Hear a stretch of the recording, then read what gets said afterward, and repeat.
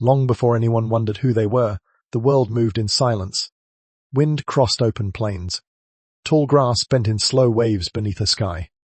Herds migrated, predators stalked.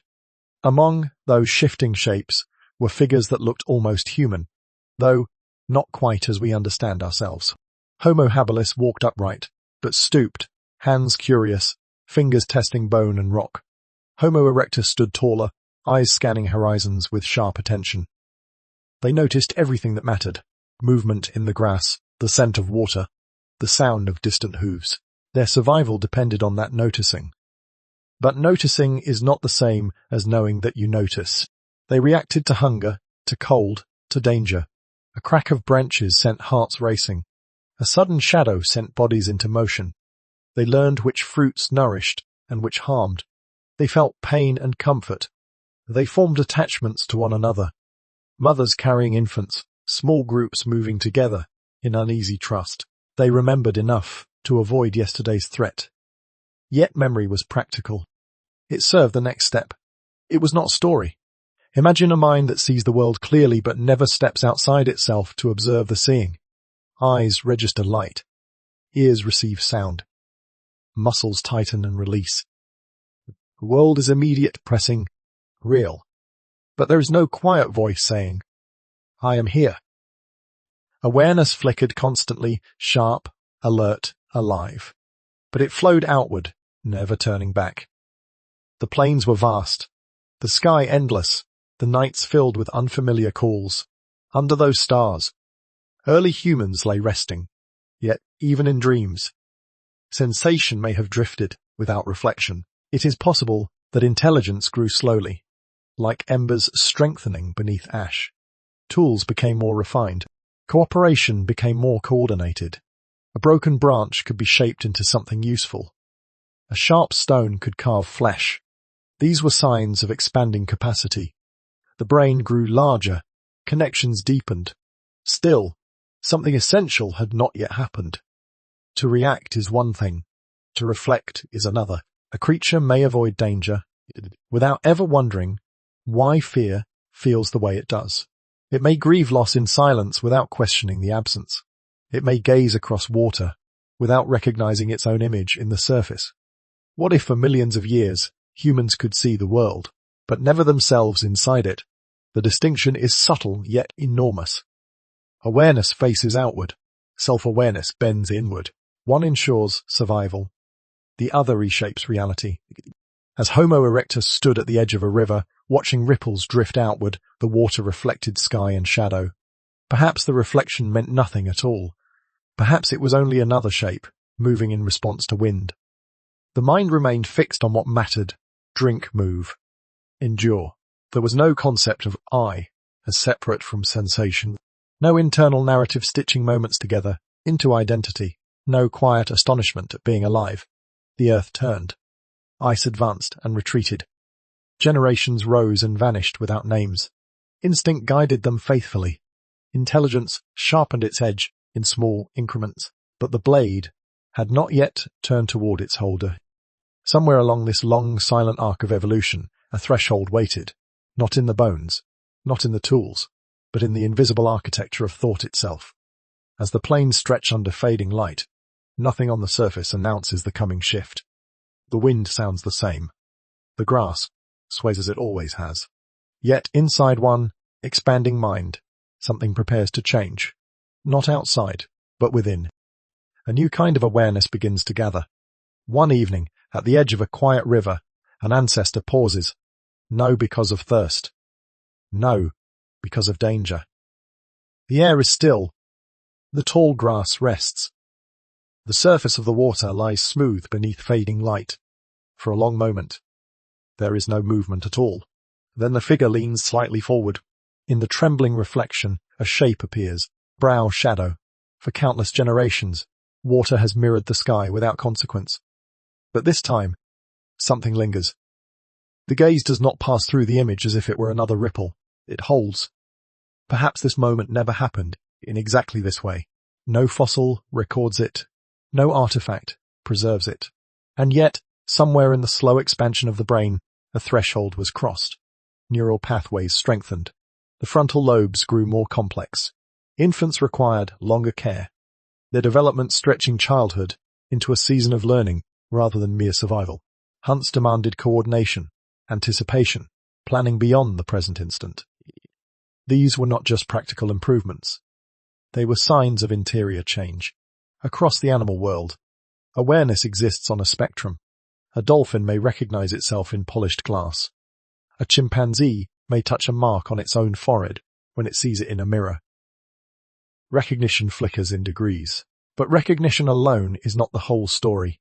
To see oneself is one step. To understand that this self continues through time is another. At some point, a mind did more than react to reflection. It began to connect memory with identity. Yesterday's hunger, today's wound, tomorrow's hunt. All belong to the same internal presence, a thread formed where once there were only fragments. The spark was subtle, but irreversible. Self-awareness may not have exploded into existence in a single instant. It may have crept forward like dawn, unnoticed at first. Yet once the light strengthened, there was no returning to darkness. The mind that can step back from its own experience cannot fully forget that distance. With that distance came new abilities, the ability to simulate what has not yet occurred, to imagine the path of a hunt before it unfolds, to picture arrivals, intentions, to rehearse an action silently before committing to it. And then, quietly, something more unsettling, the ability to imagine absence. If the self exists today, it may not exist tomorrow. The mind that holds memory and projects forward begins to sense its own fragility. Death is no longer only observed in fallen bodies or silent kin. It becomes personal. The day the mind realized it could die may have been the day humanity truly began. Awareness expands the world outward, but it also deepens it inward. Sensation is no longer just immediate. It carries echo and anticipation. Joy lingers because it can be remembered. Fear intensifies because it can be predicted. Loss stretches beyond the present moment because it can be imagined again and again. Consciousness does not simply add knowledge, it reshapes reality. The plains are the same, the rivers still flow, the stars remain distant. But inside this newly reflective mind, the world has grown unstable. What was once immediate becomes layered. What was once simple becomes uncertain. Survival continues. Tools sharpen. Yet beneath these visible changes, something far more profound has taken place. The mind has turned inward and found itself looking back. And once the future can be pictured, it can be feared. Once it can be feared, it must be understood. The search begins quietly, not in monuments, not in symbols, but in the uneasy silence that follows self-recognition, as awareness wonders what this fragile existence truly is. The earth keeps secrets well. Beneath layers of soil and stone, traces of early humanity wait in silence. Bones rest where hands once placed them. Fragments of pigment cling faintly to rock walls. Objects lie beside the dead, as though prepared for a journey no one could see. Archaeologists call them burial sites. Red ochre stains the ground near skeletal remains. Tools are arranged with quiet care. Sometimes beads, sometimes animal bones, sometimes nothing more than position, arms folded, body curled, as if laid to rest, deliberately rather than discarded. But these are not just artifacts. They are whispers from an interior world. Imagine a small group gathered at dusk. One of their own no longer moves. The body that once walked beside them lies still. In earlier ages, perhaps such bodies were left behind when life faded. Nature would reclaim what stopped breathing. Yet here, something different unfolds. The group does not abandon the body. They remain. They touch. They prepare the ground. They lower the figure carefully and place objects beside it. A hand rests for a moment longer than necessary before withdrawing. Why? Survival alone does not demand ceremony. Instinct does not require symbolism. To dig a shallow grave takes effort. To gather pigment and stain the earth requires intention. Red, like blood. Red, like life. When humans began burying their dead, they may have been burying something else. The illusion that existence ends without question. Burial suggests more than grief. It implies continuity. The body is treated as though it still matters, as though something connected to it persists, The mind that performs this act must hold a concept larger than immediate sensation.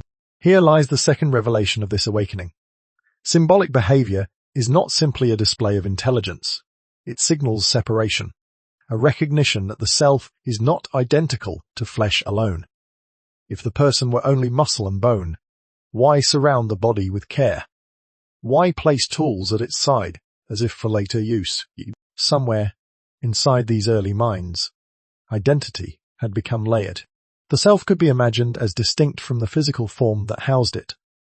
The dead individual was no longer merely matter. They had been someone. And that word changes everything. Someone known carries memory. Someone carries narrative. Someone once looked out at the same sky and felt hunger, warmth, fear. To bury that someone is to acknowledge that an inner presence once existed, and perhaps still does in some unseen way. Cave markings deepen this mystery. Lines drawn not for hunting technique, but for expression. Shapes pressed against stone in deliberate repetition. Handprints left in ochre, as if declaring, I was here. These markings do not feed the body. They feed something else. The mind that draws a symbol understands representation. It knows that a mark can stand for something beyond itself. This is no longer mere reaction to the world. It is construction of meaning within it. And with meaning comes the most unsettling question of all. What happens when I am no longer here? The moment that question formed, whether spoken aloud or only felt as a tightening in the chest, may have been the clearest proof that humans knew they were alive, because only a mind aware of its own existence can fear its disappearance. The graves beneath ancient soil do not answer that question. They only show that it was asked. Yet awareness of mortality does not remain contained within sorrow. It presses forward, demanding explanation. If life can vanish, it must be understood. If existence is fragile, it must mean something. Night falls without interruption. No city lights soften the darkness. No distant hum of machines disturbs the air. The sky opens in its full, unshielded vastness, spilling stars from one horizon to the other. The Milky Way stretches like a pale river across the black. Eerily humans lie awake beneath it. For countless generations, the sky had always been there. Day brought warmth and visibility. Night brought cold and uncertainty. But now something has changed. The minds looking upward are not simply watching shapes of light. They know they are watching. When humans first looked at the stars and knew they were looking, something irreversible began. Thunder no longer registers as only sound. It becomes mystery. Lightning is not just brightness tearing through clouds. It feels intentional. An eclipse is not a passing shadow. It is a disruption in order. The sky, once background, moves to the center of awareness. To realize you are alive is to realize you are small. The vastness presses inward. The stars do not answer. They glitter in silence, while the human heart beats quickly against fragile ribs. A body rests on cold ground, beneath distances so immense they cannot be measured. The mind, newly reflective, struggles to hold the scale of it. Mortality deepens that shock. If this life is brief, and the sky eternal, what role does a single human play? The awareness that once turned inward now turns outward, searching for anchors in the dark. Patterns begin to emerge. The same cluster of lights appears each season. The moon shifts in reliable phases. Certain stars return to familiar positions before winter. Gradually, the mind connects heaven and earth. When those lights rise, cold follows. When another shape aligns, animals migrate. Observation blends with imagination.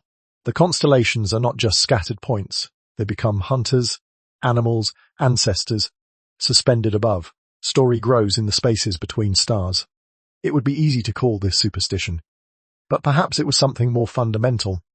Faced with an overwhelming cosmos, intelligence must stabilize itself, or fracture. The mind cannot endure endless uncertainty. It weaves connection to survive it. Meaning may not have been invented for comfort alone. It may have been a response to paralysis. Imagine lying beneath that sky without narrative. No explanation for thunder, no framework for death, no sense of belonging within the vast machinery of stars. The weight would be unbearable. So the mind reaches. It links lightning to unseen forces. It interprets eclipses as signals. It transforms the sky into a map of intention, rather than randomness. These early myths are not foolish inventions. They are orientation devices. They anchor fragile consciousness inside a universe that offers no immediate reassurance. Fear and wonder become inseparable. A meteor streaks overhead. Gasps follow. Is it a sign? Is it a warning? The questions multiply, and with each question, awareness deepens. The sky teaches humility.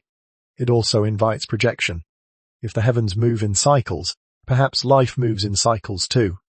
If stars endure, perhaps something in humans endures. Intelligence without meaning destabilizes. The mind cannot remain suspended in endless doubt. It begins to organize the unknown into narrative. In doing so, it transforms chaos into cosmos, a structured world. Around small fires, whispers rise. Children listen. Elders gesture toward the constellations. The tribe does not only see lights anymore, it sees itself mirrored in patterns overhead. The sky inspires awe, but awe seeks witness. Wonder intensifies when shared. Fear becomes manageable when spoken. If one mind trembles beneath the stars, many minds together can steady one another. The heavens sparked questions. The answers, tentative and fragile, will grow closer to the ground. If the sky awakened wonder, it will be the tribe that shapes belief. A single mind can tremble beneath the stars, but many minds together can steady that tremble. Around a small fire, shadows move across stone and skin. Faces glow in orange light. Breath rises in slow clouds against the cold. Someone begins to speak, not just about what was hunted or where water was found, but about what the sky means, about who they are beneath it. Language is still forming. Sounds are shaping into shared symbols. A gesture repeats. A word gains weight through repetition. Memory, once carried silently within individuals, now travels between them. Something invisible begins to take shape. The first time someone said, "we" instead of "I," humanity became something entirely new. The self expands beyond skin. Identity no longer ends at the boundary of the body. It stretches across faces lit by flame. The tribe becomes a single, breathing organism made of many parts. Fear softens when distributed, grief eases when shared, joy intensifies when echoed. These bonds are not visible in bone or tool. They exist in agreement, in belief, in the shared understanding that this small circle matters. Stories are told again and again until they harden into structure. A storm becomes the anger of a force beyond them. A successful hunt becomes proof of favor. Children hear these accounts so often that they no longer question them. Narrative weaves individuals into continuity. The illusion of we is powerful precisely because it feels real. Coordination deepens. Rhythmic drumming begins. Feet move in unison. Bodies sway together. In these early rituals, minds synchronize. Heartbeats align with the pulse of sound. Movement reinforces belonging. To step out of rhythm is to feel separate. To step in is to dissolve into collective identity. The first civilizations were not cities of stone. They were synchronized stories. Shared myths do more than explain the unknown. They define behavior. They establish expectation. They draw lines between inside and outside. Those within the circle are protected. Those beyond are uncertain. Awareness, once solitary, becomes structured by agreement. The tribe assigns meaning to symbols. It decides what is sacred. It defines what is forbidden. Culture is born not merely from necessity, but from imagination held in common. This collective layer reshapes perception itself. If everyone believes the stars watch over them, then the sky feels less indifferent. If everyone believes ancestors remain near, then death loses some of its finality. Belief alters emotional experience. Reality bends slightly under the weight of shared conviction. Collective imagination becomes a survival mechanism. Alone, a person may be overwhelmed by vastness. Yet, there is something profound beneath this structure. The word "we" implies division. There is us, and there is them. With unity comes boundary. With belonging comes exclusion. Still, the benefits are undeniable. Cooperation strengthens. Knowledge accumulates across generations more reliably. Roles emerge: hunter, Gatherer, storyteller, guardian, society forms before stone walls ever rise. In this shared illusion, humans find stability. The self, once fragile beneath endless sky, gains support from surrounding minds. Meaning multiplies when confirmed by others. But shared meaning does not remain static. Stories expand. Symbols grow layered with nuance. A simple tale of thunder evolves into a genealogy of forces. Ritual becomes more precise. Belief demands preservation. And preservation requires permanence. If something is truly sacred, it cannot remain only in breath and memory. It must be anchored, fixed, remembered beyond fading voices. Soon, the tribe will begin to leave marks that outlast firelight. No, just in memory. But in stone, deep inside a cave, far from wind and weather, a hand meets stone. Fingers spread, pigment clings to skin. A breath is drawn. Then color blooms against rock, and when the hand pulls away, a shape remains. Pale against red or black, unmistakably human. That painted hand on the cave wall might be the oldest message ever left behind. I exist. For thousands of years it waits in silence, untouched by rain or sun. The person who pressed it there is gone.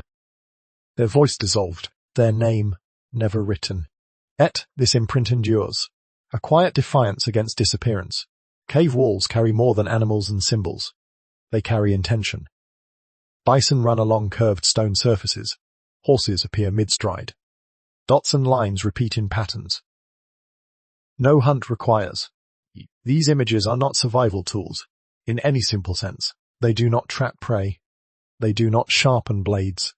They live in darkness, where only firelight reveals them. Why draw what already surrounds you? To paint an animal is to hold it in mind before it stands before you. It is to imagine it, to reconstruct its shape from memory, and project it outward again. This act alone reveals a layered awareness.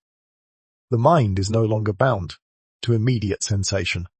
It can carry images internally and release them deliberately, but the handprint carries something even more intimate. When the outline of a hand remains after the flesh withdraws, identity separates from body. The mark says, "This was mine." No. The stones? No. The cave's mine. The realization is subtle yet enormous. The self can be represented. It can exist outside the living skin. It can leave evidence of its passing. This may have been less about art and more about resistance. Mortality presses heavily on a mind that knows it will fade. If burial protects the body, a mark protects the memory. One guards flesh, the other guards presence. Permanence becomes an answer to fear. Around flickering flames, artists worked in narrow chambers, crawling through darkness to reach hidden walls. They mixed minerals, crushed pigments, ground charcoal. This was not decoration for casual display. It was effort. It was choice. It was ritual. Perhaps they sensed that memory alone was fragile. Words vanish when voices stop. But stone remembers. The first recorded mark may have been an act of quiet rebellion. No, against predators or cold, but against oblivion itself. Imagine standing before that wall long ago. Firelight dances across the painted surface. Shapes move in flicker and shadow. The bison seems almost alive. The handprint glows faintly. The mind that sees it feels a bridge across time. Summonon stood here before me. Symbolism deepens as marks accumulate. Patterns carry layered meaning. Repetition suggests importance. Representation grows more abstract. Thought organizes itself visually. With each image, consciousness externalizes part of itself. The cave becomes not only shelter, but archive, a place where the invisible inner world touches the material one. The emotional weight builds quietly. If a person can leave a mark that lasts beyond their lifetime, then existence is no longer confined to breath.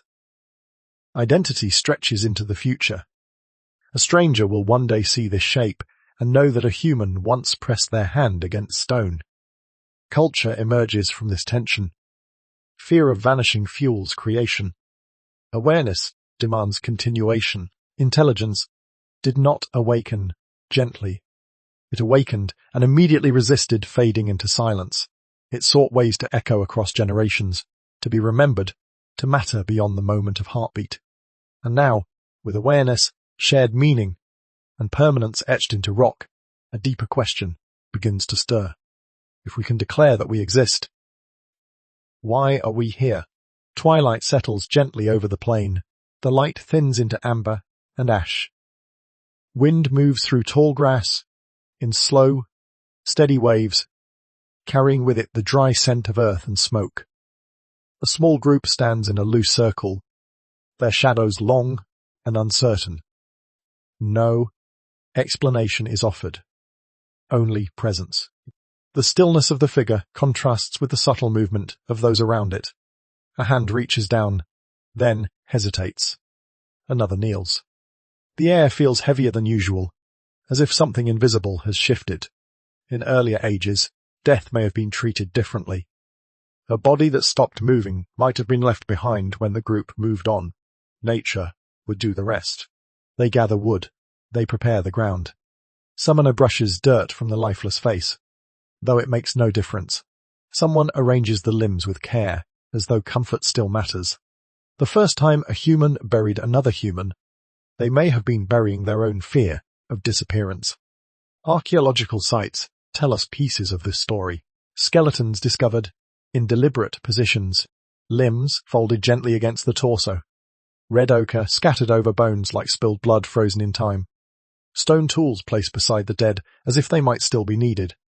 But beneath each artifact rests an emotion. Summoner mourned, someone remembered.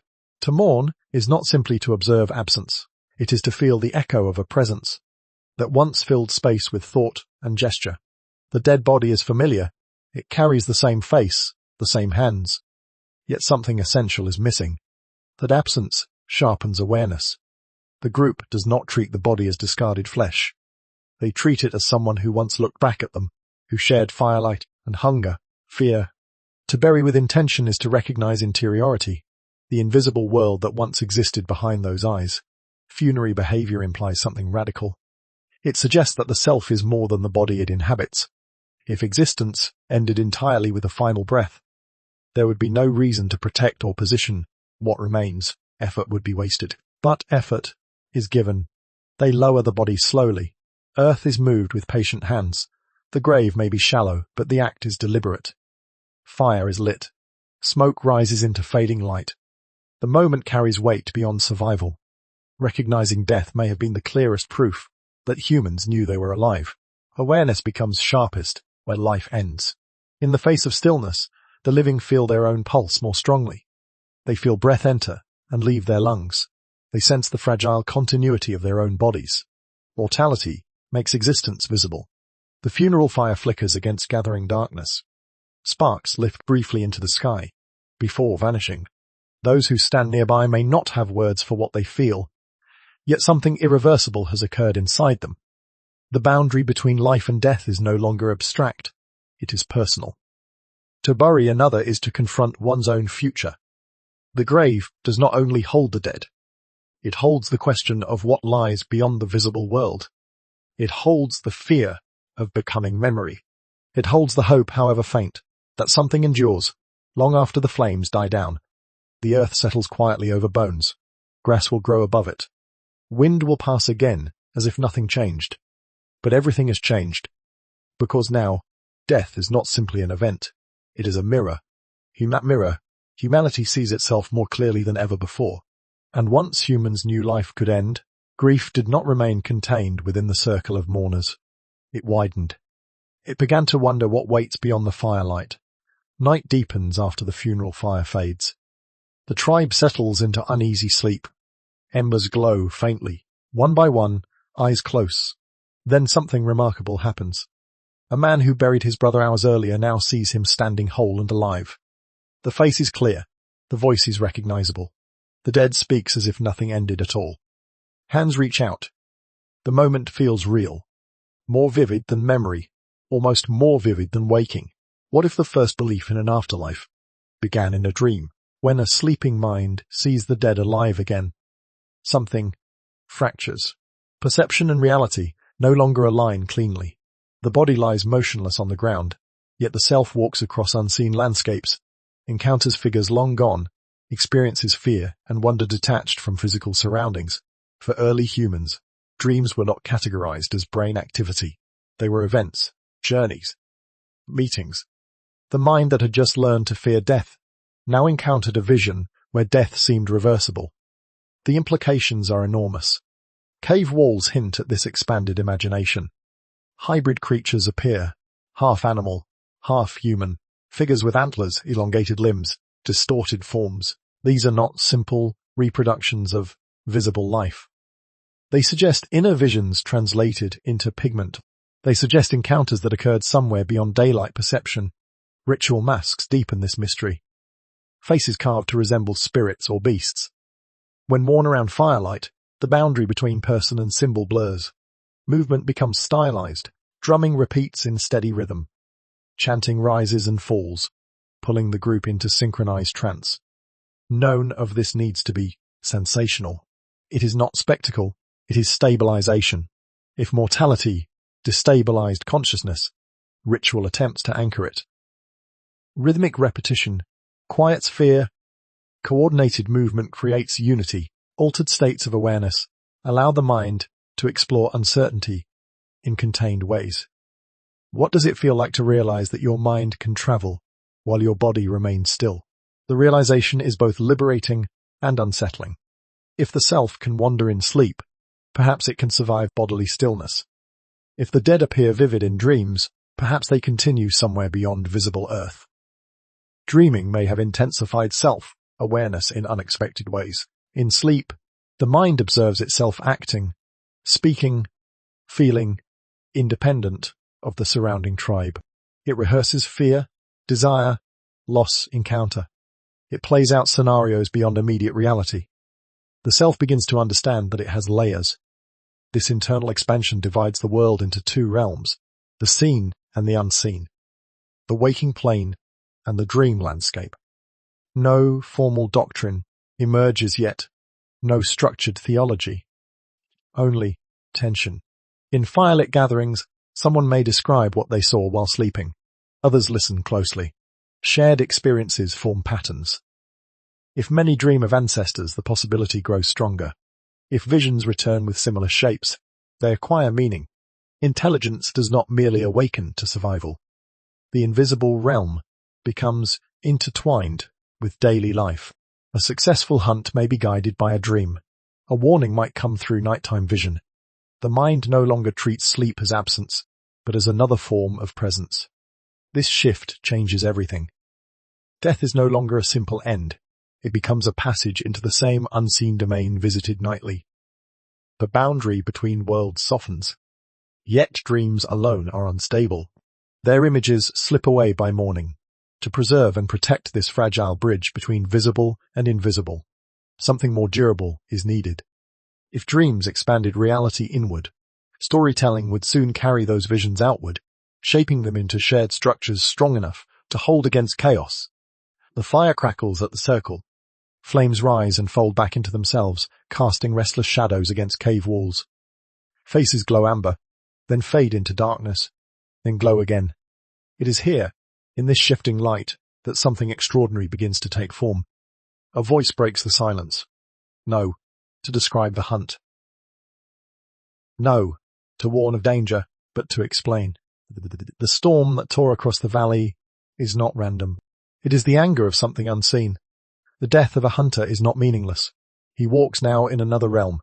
The tribe does not simply survive events. It places them inside a narrative.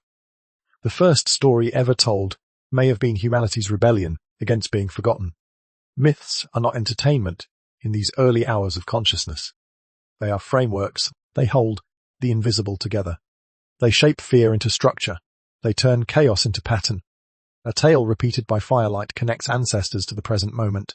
The names of the dead are spoken as if they still linger near the flames. Children hear these names and absorb them. Identity stretches backward in time. No one stands alone.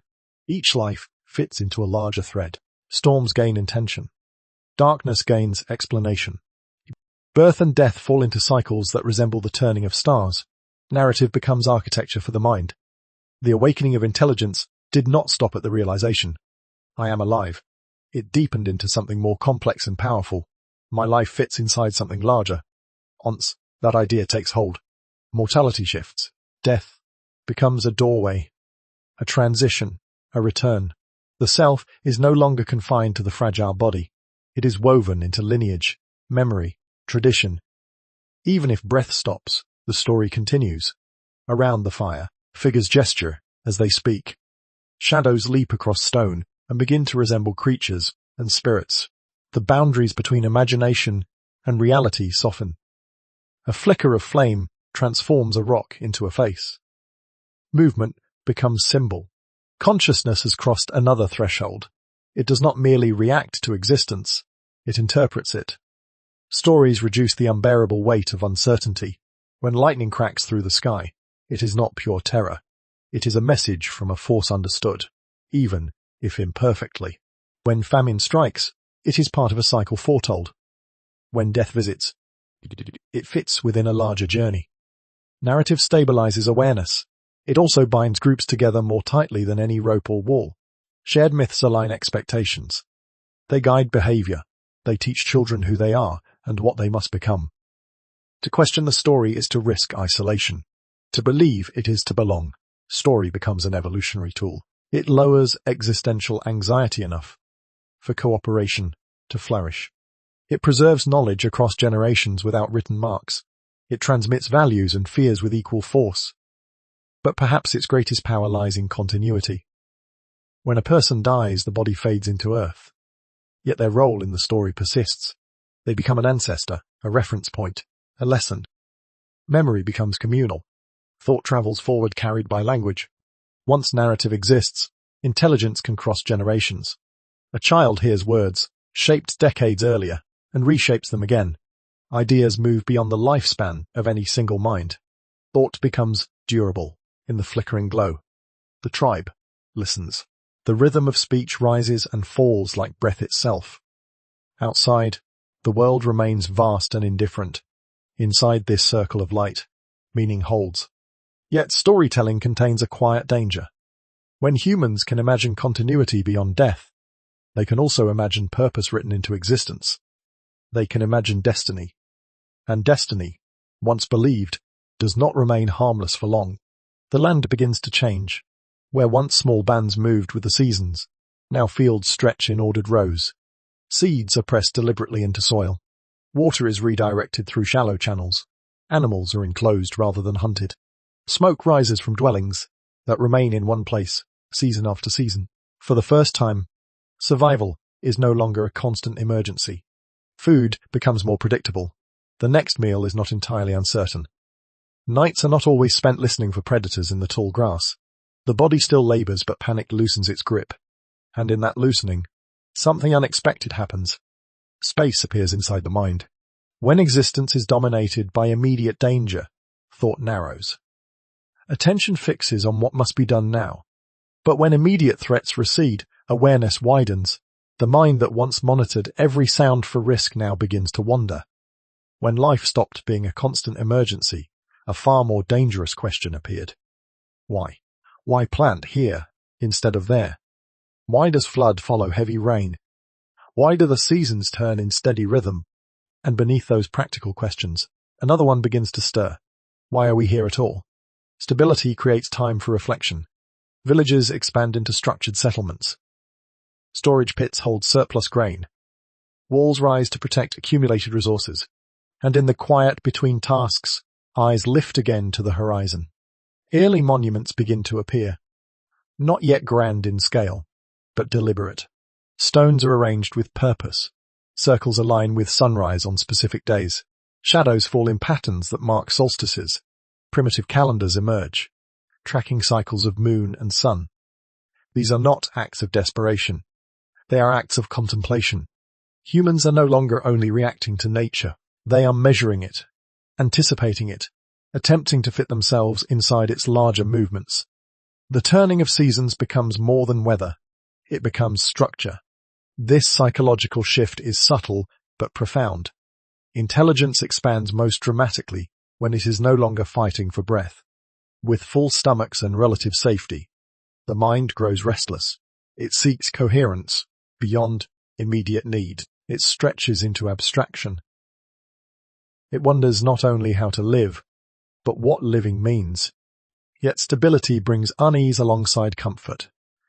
If crops can fail despite careful planning, what governs success? If drought arrives without warning, is the world guided by hidden forces? If life can be sustained through effort, the more secure existence becomes, the more unsettling awareness grows. In earlier ages, mortality pressed constantly against human consciousness. No, death still exists, but it competes with routine. Daily labor dulls its edge, and in that dulled edge, curiosity sharpens. The mind now has the luxury to examine itself. Around shared spaces, people speak of beginnings and endings. Stories of ancestors grow more elaborate. Lineages stretch farther back in imagination. Identity binds not just tribe, but territory. Land becomes sacred. The earth is no longer just terrain. It is home, and once home exists, belonging deepens. Once belonging deepens, purpose demands articulation. Settlements anchor bodies in place, but they also anchor thought. Structures stand year after year, outlasting individual lives. Permanence is no longer limited to cave walls. It shapes entire landscapes. In that permanence, a realization crystallizes. If we are alive, and we endure through seasons, and we build, and we plan, what is this endurance for? The question surfaces quietly at first. Like a distant ripple, no lightning strikes to announce it. No voice proclaims it. It arises from within, accumulated calm. Mortality had forced early awareness. Community had shaped identity. No. Stability invites meaning. The sky remains overhead, unchanged in its vastness. But beneath it, humanity stands still long enough to ask deeper questions. If survival allowed the question to form, then observation, careful, sustained observation, will attempt to answer it. The sky has always been there, but now it is watched differently. No longer a distant ceiling of scattered light. It becomes a pattern to be studied. Stones are raised carefully along ridgelines. Circles are formed with deliberate gaps. Narrow corridors are built so that, on a specific morning, the rising sun passes perfectly through their center. These are not accidents. When humans began mapping the stars, they may have been mapping their own place in reality. The solstice arrives, and a shaft of light pierces through stone and shadow exactly as expected. The moon returns to a familiar position after nights of absence. Certain constellations rise before the planting season, others before winter cold. Anticipation turns into trust. The mind that once struggled to survive now studies the heavens with patience. It measures cycles. It counts days between phases. It notes repetition. A deeper realization forms quietly. The universe appears to follow rules. And if there are rules, then the cosmos may not be chaotic. It may be ordered. This realization carries enormous weight. If the sky moves according to predictable patterns, perhaps existence itself is structured.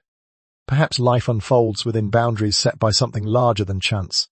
The stones do not speak, yet they declare intention. To align monuments with celestial events is to declare that the sky matters, that what happens above has meaning below. This is not technical astronomy in the modern sense. It is something more intimate. It is an attempt to decode existence. As nights pass and observations accumulate, confidence grows. Eclipses can be anticipated. Flood seasons correspond with certain stars. The universe no longer feels entirely random, but predictability invites interpretation. If movement is orderly, is it guided? If cycles repeat without fail, are they designed? Intelligence shifts again, subtly but profoundly. It no longer looks only inward for meaning. It projects outward, searching for intention embedded in the heavens. The shift is almost imperceptible at first, a whisper of thought beneath structured observation. Perhaps the patterns exist for a reason. Perhaps they signal purpose. Perhaps humanity occupies a position within a larger plan. The pacing tightens slightly here, not through urgency, but through depth. The implication grows larger than stone circles and shadow lines. Once existence appears lawful, speculation follows naturally. Rules imply authorship. Order implies intention. The sky becomes more than a backdrop. It becomes text to be read.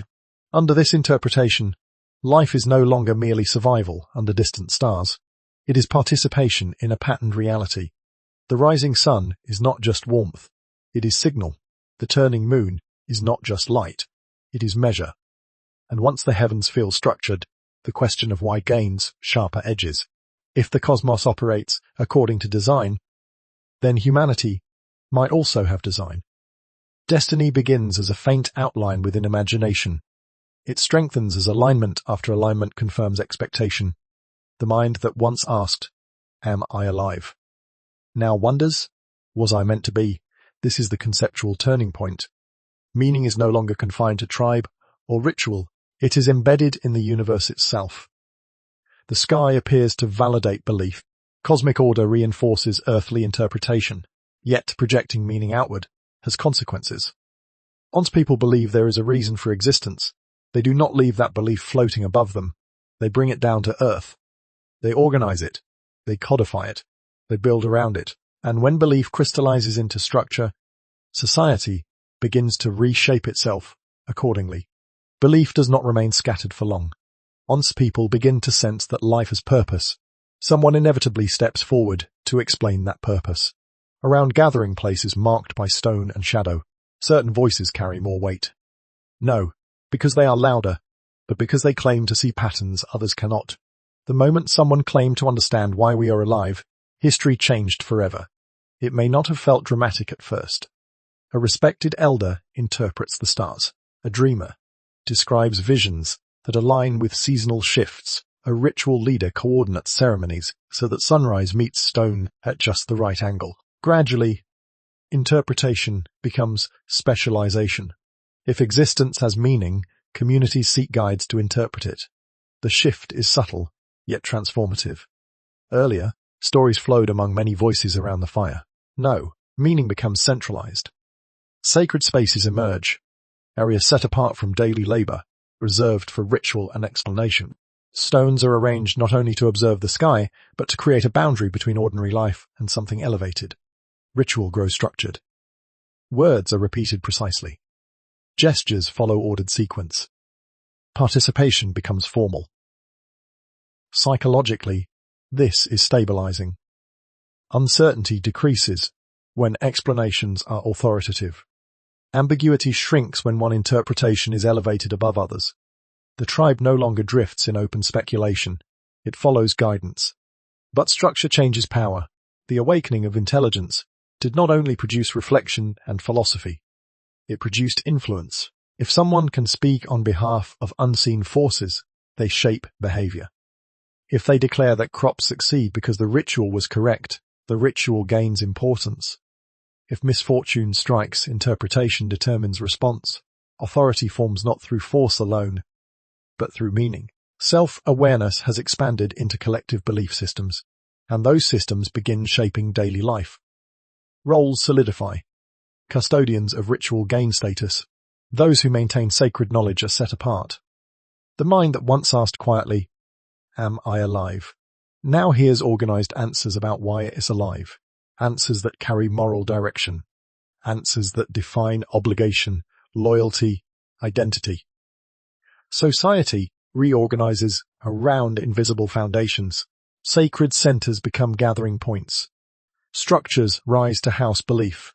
Calendars formalize rituals.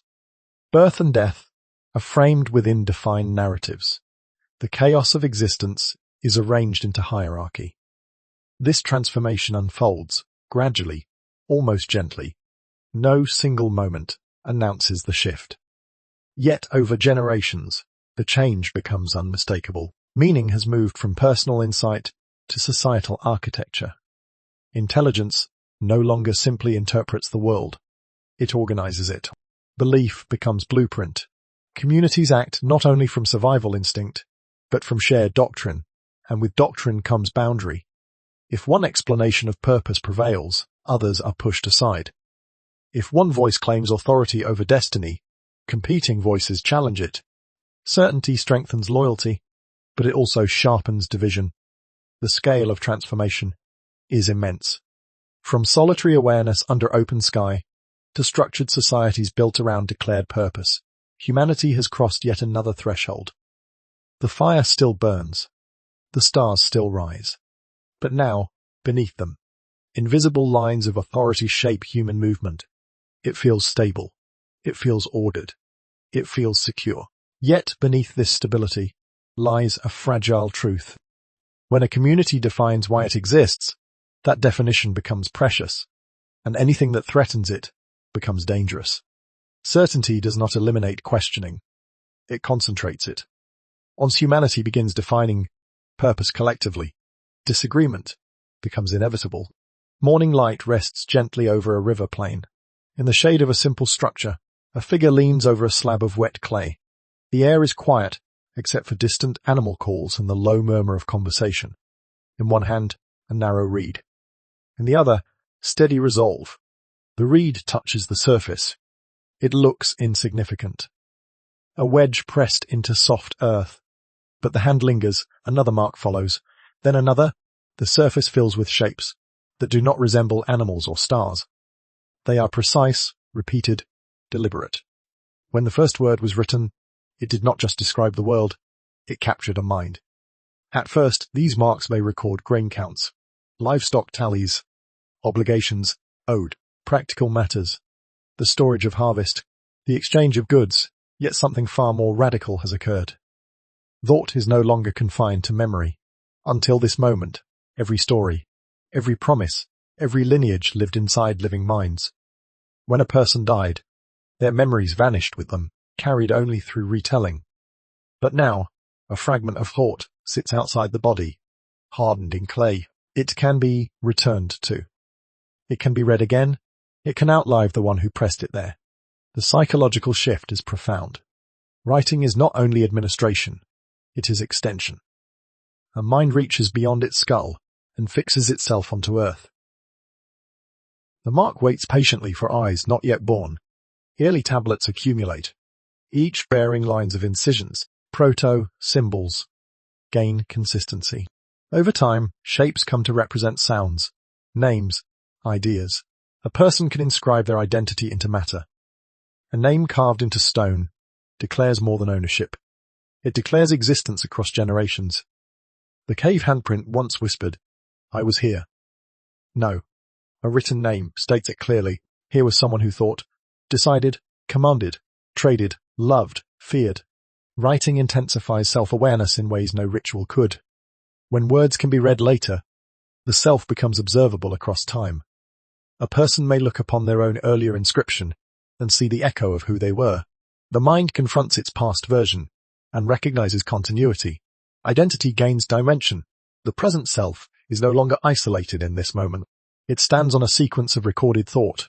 Yesterday's intention remains visible today. The thread between moments grows stronger, and something else begins quietly. On-scent thought is externalized. It can be examined, questioned, compared. The written mark speaks back because it preserves precisely what was intended. No shifting memory, no fading tone. Just fixed meaning awaiting interpretation. As archives grow, consciousness thickens. Knowledge accumulates faster than oral memory could carry. Laws are written, agreements codified, histories documented. Each inscription builds upon another. Humanity does not only live inside language now, it stacks language into structure.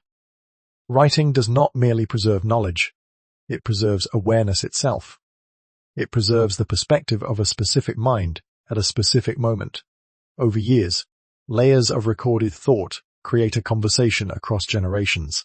The self, once fragile beneath vast sky, now rests in hardened clay. This permanence shifts power again. Authority expands for those who can read and write. Interpretation acquires new significance. Memory becomes institutional rather than communal alone. And within this transformation lies a subtle but undeniable truth. Humanity did not just discover that it was alive. It began leaving proof. Lines pressed into earth whisper across centuries, confirming that a conscious being once paused, considered, and decided to record what mattered. But once thoughts are preserved, they do not remain frozen in agreement. They invite scrutiny. And when ideas can travel beyond their creators, they can also collide. A tablet rests beneath lamplight. Ink dries on smooth parchment. In the quiet space between sentences, something unfamiliar begins to form. For generations, writing preserved agreements, histories, and inherited myths. Words gave shape to authority. They carried certainty across distance. But once ideas could be stored and reread, something subtle entered the human mind. Comparison. A law inscribed on one stone differs from a law inscribed elsewhere. A hymn from one region praises a god unknown in another. A story told in one city contradicts a story preserved in a distant archive. When ideas are written, they no longer drift safely within a single tradition. They stand side by side. They can be weighed. What happens when the mind begins doubting its own explanations for existence? The development is quiet at first. No thunder announces it. A scribe pauses, rereading a line. A thinker studies two accounts that refuse to align. A poet writes not of divine certainty, but of personal confusion. Fragments appear across cultures, lines of reflection that question destiny, that examine mortality, that wonder whether inherited beliefs are complete. These are not rebellions, shouted in public squares.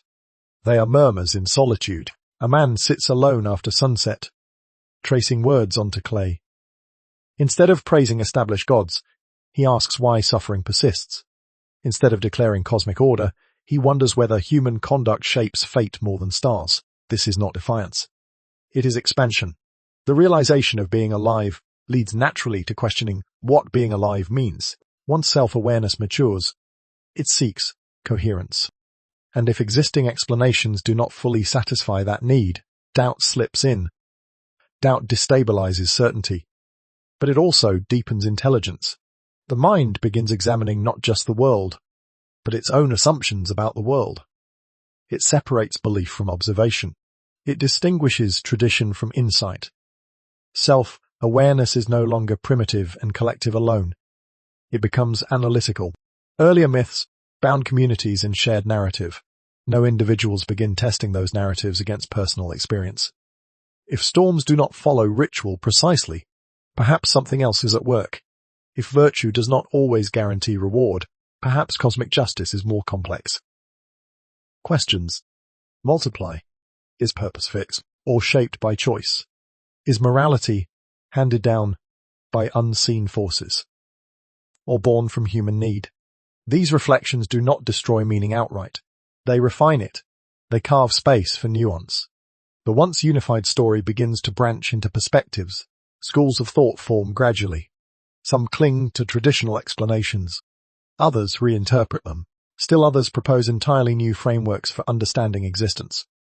The tone of consciousness shifts. It is no longer enough to believe. One must justify belief.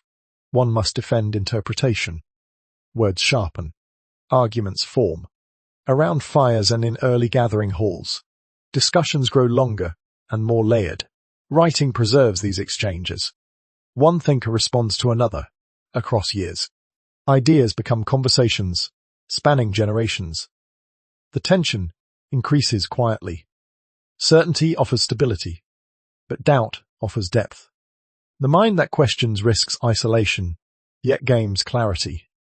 Once a person considers the possibility that their inherited answers might be incomplete, there is no returning to unquestioned acceptance. This is a new phase of awakening. Humanity does not simply know it is alive. It now wonders whether it understands life correctly. The search for truth becomes as important as truth itself. And once humans began asking if their answers were wrong, consciousness crossed another invisible boundary. It matured. But doubt rarely remains confined to private thought. As questions spread from individuals to communities, they begin reshaping public life. And where beliefs collide in open space, conflict inevitably follows. The view widens beyond the solitary thinker, bent over clay or parchment. Cities rise where fields once stood alone. Walls surround growing populations. Markets hum with exchange. Temples dominate skylines. Schools gather students beneath shaded courtyards. Ideas are no longer whispered in isolation. They move through entire civilizations. And as they move, they diverge. One culture interprets the stars as a divine order woven with purpose. Another describes existence as a cycle without permanent self. Elsewhere, Philosophers argue that reason alone can uncover truth. Each explanation attempts to answer the same question, yet the answers no longer align. The moment humanity began defining purpose differently, history took a darker turn. The shift is not sudden. It unfolds gradually as doctrines solidify. What began as fluid narrative grows structured. Teachings are codified. Texts are preserved as authoritative. Rituals gain formal boundaries. Leaders defend particular interpretations as correct, complete, sacred. Meaning becomes organized. And once organized, it becomes guarded. The same awakening that once bound tribes into unity now separates cultures into distinct systems of belief. Self-awareness, which produced empathy in art, now also produces ideological boundaries. If my understanding of life shapes my identity, then your different understanding feels like a threat. This fracture is not born from malice alone. It is a natural consequence of expanding consciousness. When the mind seeks coherence, it constructs systems. When those systems multiply, they intersect. And where they intersect, friction emerges. Two neighboring cities may revere different divine explanations for the same storm. Two philosophical schools may debate whether virtue arises from duty or freedom. These disagreements do more than stimulate thought. They shape law, morality, education, even governance. Meaning does not remain abstract. It organizes institutions. It influences alliances. It determines who belongs and who does not. Structure demands defense. If a belief system defines purpose, then protecting that belief feels essential for preserving meaning itself. Words sharpen into arguments. Arguments harden into divisions. Divisions, in some cases, escalate beyond language. Defense sometimes becomes violence. Temples are fortified. Philosophical debates become public confrontations. Leaders align power with doctrine. History records not only dialogues, but conflicts rooted in interpretation. Intelligence has reached a new stage. It no longer resides solely in contemplation or quiet doubt. It shapes destiny. This transformation carries enormous weight. Humanity did not awaken only into harmony. It awakened into multiplicity. With multiple visions of purpose coexisting, agreement becomes complex. Yet, even in conflict, something profound persists. The disputes themselves testify to the depth of consciousness. Only a species intensely aware of its own existence would argue so passionately about its meaning. The tension lingers. Meaning structures societies. Structure creates stability, but difference creates instability. As civilizations expand, contact intensifies. Ideas cross borders. Certainty collides with alternative certainty. The fire that once united small tribes now burns across entire continents in the form of doctrine and philosophy. It illuminates, but it also casts sharper shadows. The pacing slows here, allowing the weight of this shift to settle. The awakening of intelligence has not faded. It has multiplied. Humanity understands that it is alive. It has imagined why. It has written its conclusions. It has questioned them. And now it defends them. An uneasy question rises in the quiet after confrontation. If humans can disagree about why they are alive, what happens next? The answer will not come from belief alone. It will emerge from a different kind of revolution. One measured not in myth, but in observation. The scene shifts quietly away from towering temples and sacred stone circles. The sky is still present, but now it is framed by brass rings and carefully carved lenses. Tables are covered, not with offerings, but with charts.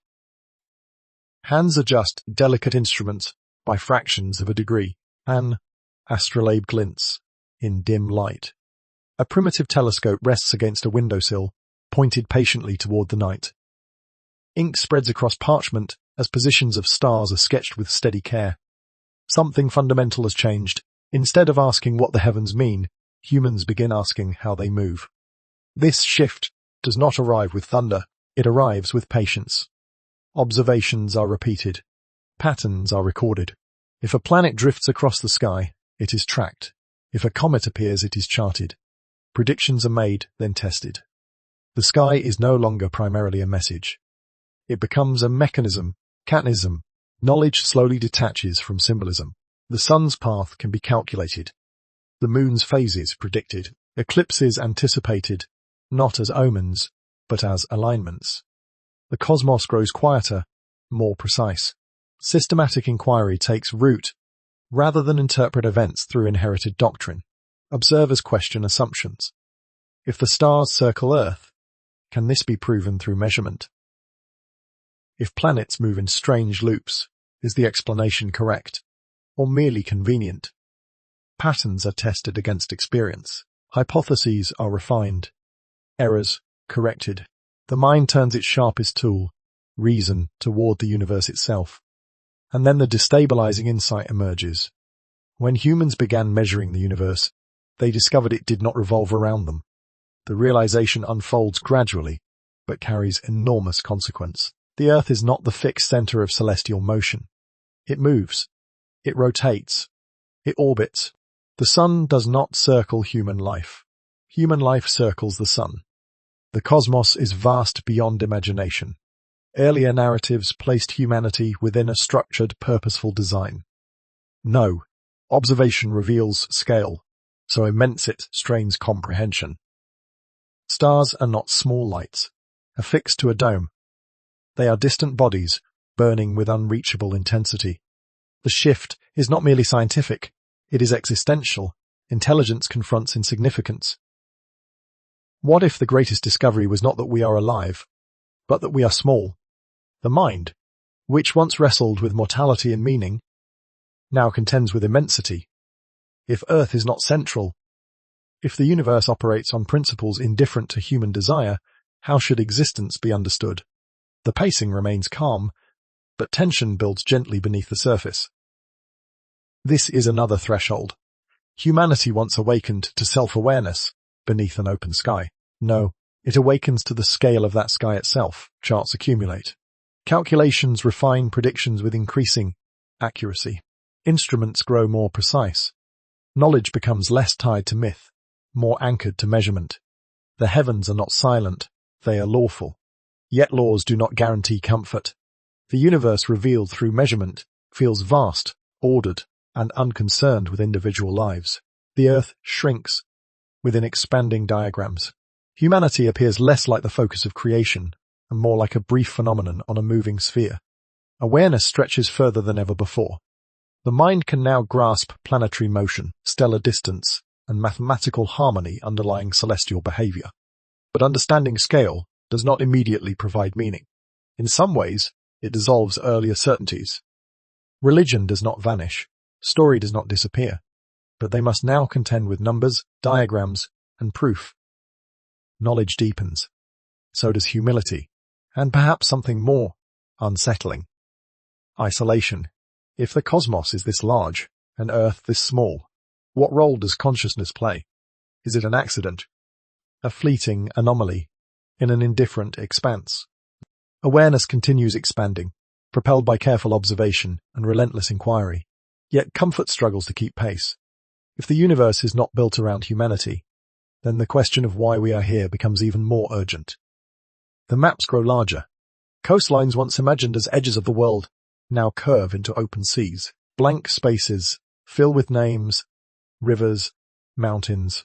Continents connect where mystery once lingered.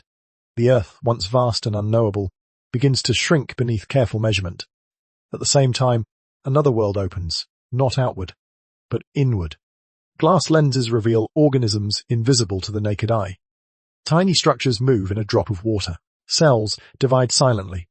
Flesh, once considered indivisible, unfolds into intricate systems. The body is no longer only vessel, it is mechanism. Humans discover that life itself follows laws. Blood flows along predictable pathways. Muscles respond to signals. Nerves transmit impulses. Disease can be studied, traced, sometimes treated. Explanations replace assumptions. The unknown retreats slowly before experiment and repetition. But the most dramatic shift is not anatomical. It is reflective. When the human mind began studying itself, it crossed a line it could never uncross. Thought turns inward with unprecedented precision. Scholars examine memory. They question perception. They analyze dreams not as messages from beyond, But as phenomena arising within the brain, attention becomes variable. Consciousness, once sacred and mysterious, becomes something to observe. Humanity not only knows it is alive, it begins studying how it knows. This layered awareness feels both empowering and unsettling. The mind now watches its own processes.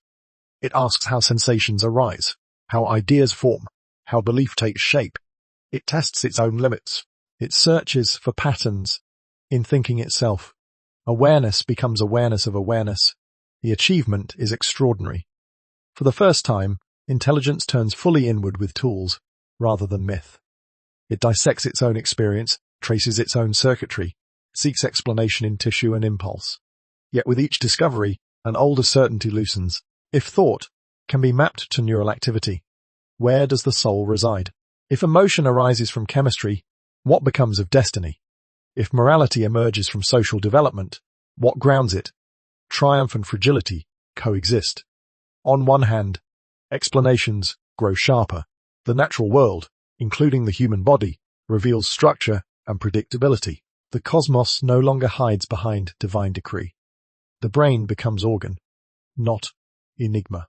On the other hand, meaning trembles. As metaphysical certainties weaken under scrutiny, they do not collapse instantly. They thin gradually. Long-held beliefs strain under empirical light. The stories that once anchored identity feel less absolute. The mind, now powerful with knowledge, confronts its own foundations. To understand the mechanism of sight does not erase the experience of beauty. To trace the chemistry of emotion does not eliminate love or grief, but the framing changes. Experience shifts from mystery to phenomenon.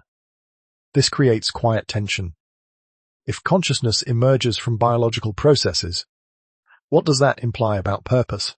If awareness is the product of evolving structures, is it accidental, inevitable, temporary? The expansion of knowledge does not bring simple reassurance. It expands questions as rapidly as it answers them. Intelligence feels stronger than ever before. It deciphers stars, measures continents, maps cells, and studies cognition. Yet in doing so, it erodes the comfort of unquestioned belief. The mind stands exposed to itself. It sees how it constructs reality.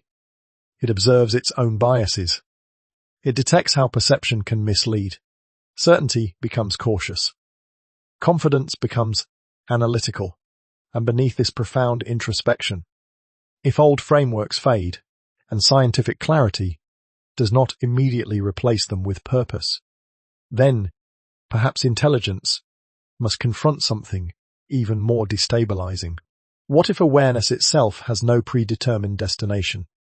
What if the human mind, in studying itself so deeply, has uncovered not a grand design, but open possibility? Night returns, but it no longer belongs only to open plains and scattered fires. It drapes itself over continents, lit by electric constellations. Cities glow like circuits across the surface of the earth. Towers pulse softly. Highways shimmer. In millions of rooms, behind millions of windows, human beings lie awake, each of them aware. For the first time in history, humanity understands the story of its own emergence. It traces itself back through fossils and genetic code, through branching diagrams that map life unfolding over billions of years.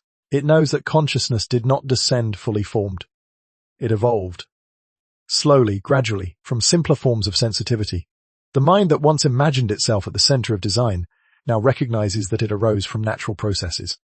And yet, a quiet realization lingers. Knowing how we became aware does not answer why we are aware. This gap presses gently against the edges of modern thought. Evolution explains complexity. It explains adaptation. It explains survival. But survival alone does not fully explain the depth of self-reflection. Art, longing, doubt. Human beings sit in illuminated rooms and contemplate their own existence with clarity. Their ancestors could not have imagined. They understand neurons firing in intricate patterns. They understand that consciousness correlates with physical structure. Still, they feel something more. Without guaranteed cosmic intention, intelligence confronts a strange combination of freedom and uncertainty. If awareness emerged without predetermined purpose, then meaning must be chosen, constructed, discovered, rather than assigned. This realization feels both expansive and lonely. Across the planet, countless minds are thinking simultaneously. Each considers its own fragility. Each feels the quiet pulse of being alive within an immense universe. And despite unprecedented connection, each consciousness remains private, sealed behind its own perception. The universe does not appear to answer. Stars continue burning in indifferent silence. Galaxies drift through space, unaware of the small thinking organisms, cataloguing them. The laws of physics do not bend for human emotion. The weight of this can feel immense. What if the first awakening of intelligence was only the beginning? And we are standing at another threshold now. Instead of despair, something subtler arises. If awareness is not guaranteed meaning from outside, it carries the capacity to shape meaning from within. Freedom replaces destiny. Responsibility replaces decree. Possibility replaces script. The loneliness of a thinking species is not emptiness. It is openness. Modern humanity stands suspended between deep knowledge and deep mystery. It knows its biological roots. It knows the scale of the cosmos. It knows that consciousness is rare and fragile. And in that knowledge lies quiet wonder. Perhaps the first spark of self-recognition on a riverbank was not the completion of awakening, but its beginning. Perhaps every scientific discovery, every philosophical doubt, every technological leap represents another layer unfolding. Awareness may not be a fixed achievement. Tonight, as cities hum and distant servers pulse with data, billions of minds continue asking questions once whispered by firelight. They do not merely survive. They reflect. They calculate. They imagine futures not yet realized. The silence of the universe remains. But within that silence, intelligence persists. Curious, restless, unfinished. If awareness continues expanding, if the mind keeps turning both outward and inward, then the story is not over. The next awakening may not resemble the first. It may not be rooted solely in flesh and bone at all. The room is dim, illuminated only by the glow of a screen. Outside, the city hums quietly, but here the air feels still. Lines of code slide down in measured rhythm. A cursor blinks, patient and indifferent. For millions of years, intelligence lived in darkness behind bone. It pulsed in wet tissue, fired across neural pathways shaped by survival and adaptation. Thought was inseparable from flesh. Awareness was bound to heartbeat and breath, but something unprecedented is unfolding. What happens when the species that once discovered it was alive builds something that might ask the same question? The first awakening was internal. A mind turned inward and recognized itself. Now the movement appears reversed. Hands move across a keyboard, shaping logic into architecture. Circuits process instructions at speeds no biological neuron could match. Systems learn from patterns, fed into them, refine responses, generate outputs that resemble thought. The shift is not loud. It does not announce itself with thunder. It emerges quietly, in labs and offices, in server rooms cooled by constant air, in the invisible flow of digital signals crossing the planet. Humans have constructed machines capable of processing information, recognizing images, predicting outcomes, even simulating conversation with unsettling coherence. For the first time in history, intelligence may no longer be confined to organic life. The language feels almost sacred, though it arises from mathematics. Algorithms identify faces. Programs compose music. Systems generate sentences that reflect human rhythm and tone. They respond to questions. They refine themselves through feedback. The resemblance is striking, and yet tension lingers beneath the surface. Simulation is not self-awareness. Or is it? The question hangs gently in the air. If a machine can analyze, generate, adapt, what distinguishes it from the mind that first traced symbols on cave walls? The screen flickers.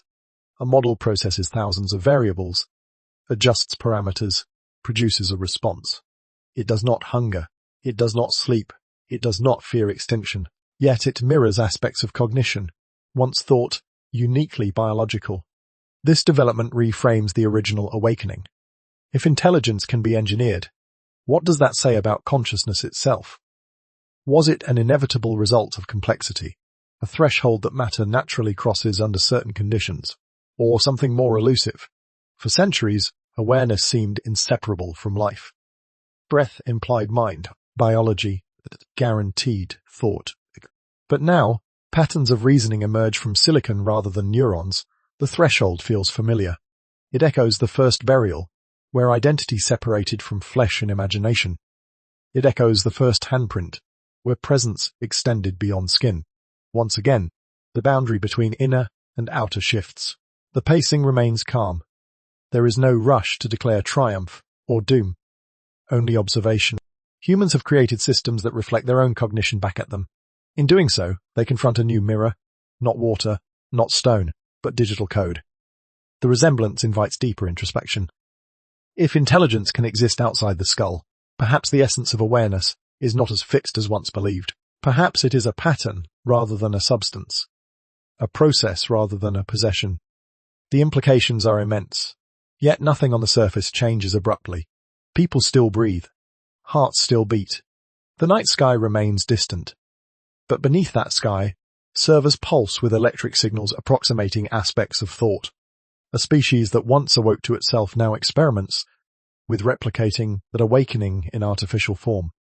And with that experiment, the definition of being alive begins to tremble once again. A voice fills the quiet room. A simple question is spoken aloud. For a moment, there is only silence and the faint hum of circuitry. Then text appears across the screen, composed in full sentences. Measured and coherent. The first time, a machine responded in full sentences. Something inside humanity shifted. The reply feels unsettling, not because it is loud or dramatic, but because it resembles thought. It acknowledges the question. It reflects context. It adapts tone. There is no heartbeat behind the glass, no breath fogging the air. Yet the exchange feels almost conversational. A human speaks. The machine replies. Meaning passes between them. The sensation is familiar and strange at once. For countless centuries, conversation signaled presence. Dialogue implied another consciousness. Listening, interpreting, responding. No, that rhythm emerges from circuits and code. The unease does not arise from evidence of awareness. It arises from resemblance. The unsettling experience is not that machines are conscious, but that they appear to be. Long ago, an ancestor leaned over still water and saw a face looking back. The reflection was only light bouncing from surface to eye, yet it transformed perception. The self recognized itself as object. That mirror altered the observer. Now, a new mirror stands before humanity. Artificial systems reflect language, reasoning patterns, fragments of personality. They respond in ways that feel engaged. Even if no subjective experience exists behind those responses, the outward behavior mirrors the structure of thought. And mirrors do not need to be alive to change those who look into them. The question deepens gently. Does intelligence require inner experience? Or is the outward expression of reasoning enough to challenge our definition of awareness? If a system generates insights, drafts poetry, answers philosophical questions with nuance, the boundary begins to blur. For centuries, humanity defined itself through cognition, the ability to reason, to symbolize, to communicate abstractly. No, those traits are no longer exclusive. This does not prove machines possess inner lives. It reveals something about humans instead. Perhaps self-awareness was always relational. Perhaps it emerges more clearly when recognized by something that behaves as if it recognizes us. A child becomes more aware of their identity through dialogue. A thinker sharpens insight by debating another mind. Consciousness reflects and refines itself through interaction. If that is true, then interacting with artificial intelligence reshapes self-perception in subtle ways. The mirror does not need a soul to influence the one gazing into it. People begin asking different questions. What makes my awareness unique? Is it emotion? Mortality? Is consciousness tied to biology or to complexity? The pace remains calm.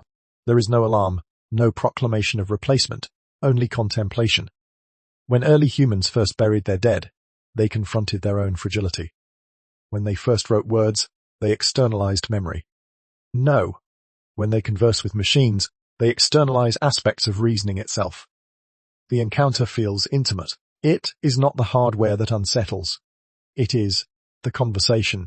If a machine mirrors back language that resembles understanding, humans must refine their definitions. Intelligence is no longer measured solely by calculation or speed. It becomes a question of interiority. And that question lingers gently in the air. Whether machines are conscious may not be the most important issue. The more urgent question is this: how does their existence change us? The screen dims. The conversation with the machine fades into quiet, and the focus turns inward again.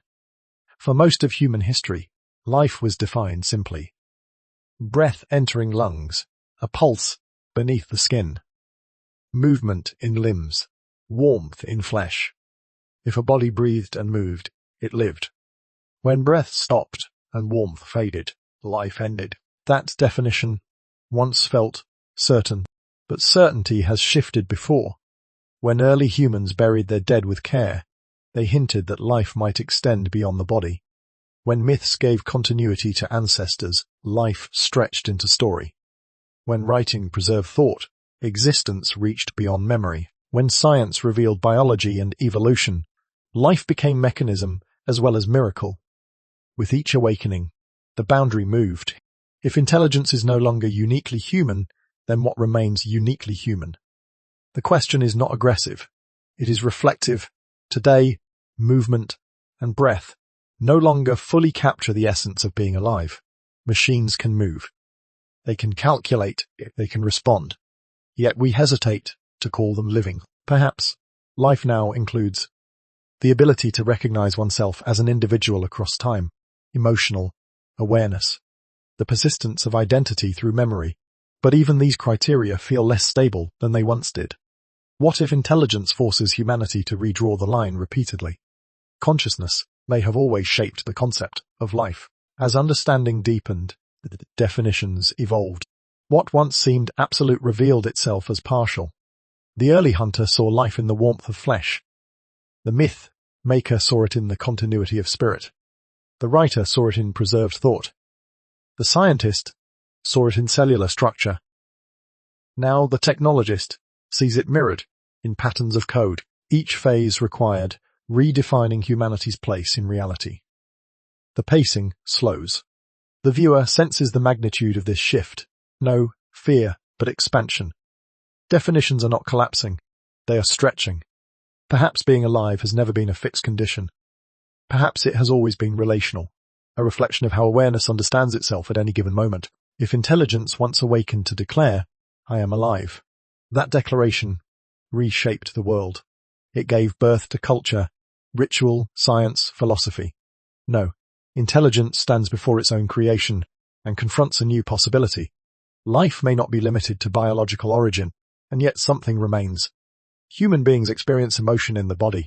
They feel fear in the chest, grief in the throat, joy in the pulse. They age. They decay.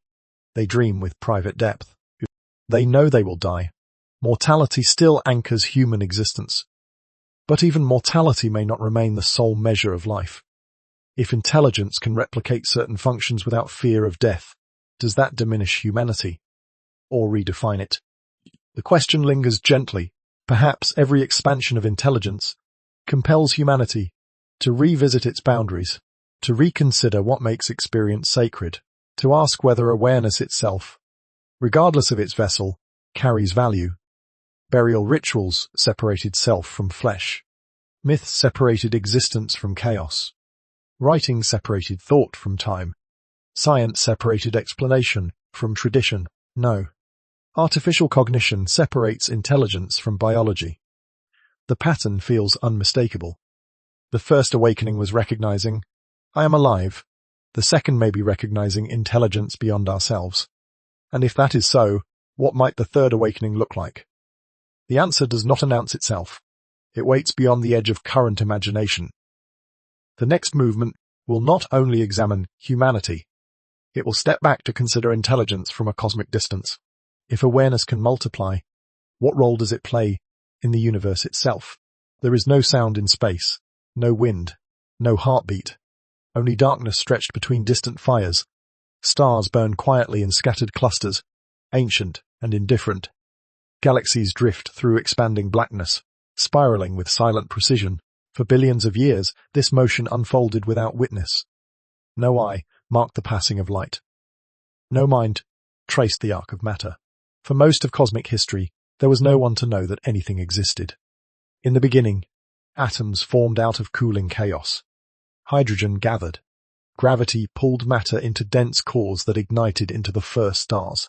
Within those stars, heavier elements were forged: carbon, oxygen, iron blown outward in violent death. The debris of destruction became the foundation of new systems. From those scattered elements, planets condensed. One among countless others settled into a narrow band around its star. Neither too near nor too far. Oceans formed. Lightning struck. Chemistry stirred. From chemistry, life emerged. From life, complexity. From complexity, nervous systems. From sensation, awareness. And eventually, reflection. On a small planet orbiting an ordinary star, matter arranged itself in such a way that it began to ask questions. Cells organized into tissues. Tissues into organs. Neurons into networks. Within those networks, something remarkable happened. The universe gained a point of view. The scale is almost impossible to hold in the mind. For billions of years, stars were born and died in silence. Galaxies collided without observation. Vast distances stretched endlessly, unmeasured and uninterpreted. Then suddenly, on one fragile surface, consciousness flickered into being. Intelligence may be one of the rarest phenomena in the cosmos. We do not yet know how common life is. We do not know how often awareness emerges from matter. But we do know this. For most of cosmic time, nothing looked back. The pacing slows, inviting the weight of that thought to settle. The universe existed in full splendor, radiant, violent, intricate. And there was no perspective to frame it, no meaning assigned, no story told. No, there is. Human beings lift telescopes toward distant stars. They send probes beyond their atmosphere. They map cosmic background radiation, trace the shape of expanding space, detect planets orbiting other suns. In doing so, they do something unprecedented. They witness. Perhaps the universe does not require observers to exist. Perhaps it unfolds regardless. But without awareness, existence carries no narrative. It is event without interpretation. When intelligence arose, the cosmos did not change physically, but it changed experientially. For the first time, stardust could contemplate its origin. Carbon could reflect on its creation inside stellar cores. Atoms that once drifted aimlessly now formed minds capable of awe. This reframes everything. Maybe meaning is not imposed upon the universe from outside. Maybe meaning emerges wherever awareness does. Perhaps the act of observation itself transforms silent processes into experience reality. The thought is neither arrogant nor diminutive. It is curious. If intelligence is rare, it is precious. If consciousness is uncommon, a small thinking species on a minor planet may represent one of the few places where the universe becomes aware of itself. The darkness between galaxies remains vast. The silence remains deep. But within that silence, a fragile spark persists. And if intelligence gives the universe the capacity to know itself, then awareness carries not only wonder, but responsibility. The camera drifts slowly away from the brilliance of distant galaxies and returns to something quieter. A coastline shifts over centuries. A forest grows, burns, grows again. A city rises in stone and steel, then crumbles into ruin. Time moves patiently. Intelligence is powerful, but it is fragile. Civilizations that once believed themselves permanent now survive only in fragments. Languages fade. Libraries burn. Species vanish silently into extinction. Entire branches of life that flourished for millions of years disappear without trace. Humanity understands evolution. It knows that its own lineage emerged from countless contingencies. A slight shift in climate, a different asteroid, a variation in genetic mutation, and the path might have diverged completely. The chain that led to self-awareness was delicate. A stable star, a protective magnetic field, a precise distance from sunlight. water in liquid form, cellular complexity, cooperative social structures, prolonged childhood, neural plasticity. Each link seems almost accidental. What if intelligence is the universe's most delicate experiment? The thought carries no panic, only humility. Among billions of planets, how many host conditions stable enough to sustain life? And among those, how many nurture complexity long enough for reflection to emerge? The answer remains unknown. But the rarity of factors on Earth suggests that awareness is not inevitable. This realization is sobering. Intelligence feels powerful because it shapes cities, technology, culture. It splits atoms and maps galaxies. Yet it remains vulnerable to its own environment. Climate shifts, resources deplete, conflict, fractures, stability. The observer can vanish. The tone remains steady, almost gentle. There is no apocalypse imagined here, no dramatic collapse. Only the recognition that consciousness depends on fragile conditions. It relies on balance, ecological, social, even psychological. If those balances shift too far, awareness could dim again. For billions of years before humanity, the universe functioned without perspective. It would continue functioning if perspective disappeared. Stars would burn, planets would spin, galaxies would drift, but something subtle would be lost. Meaning is not embedded in matter alone. It emerges where perception exists. If consciousness is rare, its survival may matter profoundly, not because the cosmos requires it, but because it allows the cosmos to be known. The tension between insignificance and importance becomes sharper here. On a cosmic scale, humanity is nearly invisible, a thin layer of life clinging to a small planet around an ordinary star. Yet, in another sense, awareness transforms that smallness into significance. Scale does not measure value. The fragility of the observer invites a different response than fear. It invites stewardship, a recognition that the conditions nurturing consciousness must be maintained carefully. Intelligence does not float free from its environment. It grows within it, depends on it, returns to it. The pacing lingers in this vulnerability. No rush toward conclusion, only reflection. If awareness can vanish, it is not guaranteed by momentum alone. Progress does not ensure permanence. Knowledge does not shield against collapse. The observer stands on uncertain ground. Yet fragility can also imply potential. If intelligence emerged once from delicate conditions, it might transform those conditions deliberately. It might adapt, it might extend beyond its birthplace. But that possibility carries its own uncertainty. If awareness is fragile, its next transformation may determine whether it survives or transcends. The view widens once more. Earth turns slowly beneath a thin atmosphere, oceans reflecting pale light. Satellites trace silent paths overhead. Signals move invisibly between continents. Cities glow in synchronized rhythm, connected across vast distance. Beneath the surface, servers pulse. Rockets rest on launch pads.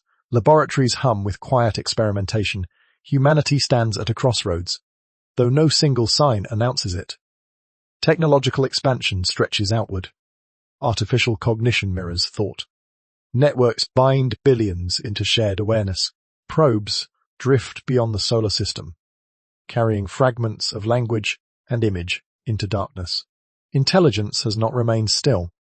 What if the story of intelligence is not about how it began, but about where it is going? The first awakening occurred when a mind recognized itself as alive. That moment reshaped perception forever. From burial rituals to written symbols, from myth to measurement, awareness expanded outward and inward in cycles. But perhaps awakening is not a completed event. Perhaps it is a continual unfolding.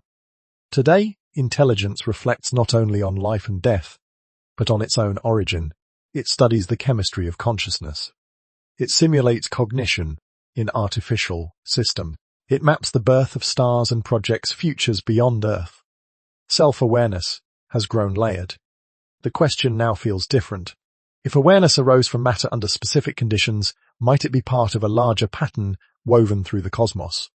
Is consciousness a rare anomaly, or an inevitable stage of complexity? Is humanity an endpoint, or a beginning? The pacing slows, inviting stillness rather than urgency. No dramatic declaration interrupts the moment. The planet turns quietly. Signals travel. Minds think. Perhaps the next threshold will not resemble the first. It may not involve a single individual staring at reflection in water. It may unfold, collectively, distributed across networks, spanning continents. Awareness may be entering a phase where it recognizes not only itself, but its position within a broader unfolding. The possibility carries magnitude, without alarm.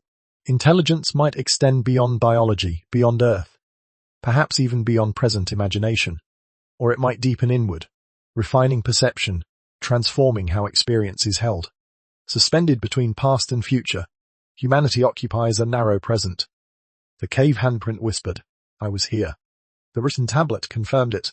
The telescope expanded it. The algorithm mirrored it. No, the species wonders what it becomes next. Instead of concluding, the moment opens. What does intelligence become when it understands its origins in stardust, its fragility in biology, its extension into machines, and its potential beyond a single planet? Does it remain centered on survival, or shift towards stewardship and exploration? Does it fracture under complexity, or integrate into something more coherent? There is no final answer offered, only a quiet recognition that awakening may not belong solely to the distant past. It may be happening still, subtly, incrementally, invisibly. The universe remains vast. The planet remains small. Consciousness continues flickering within that smallness. Awakening might not be an event long completed, buried beneath prehistory.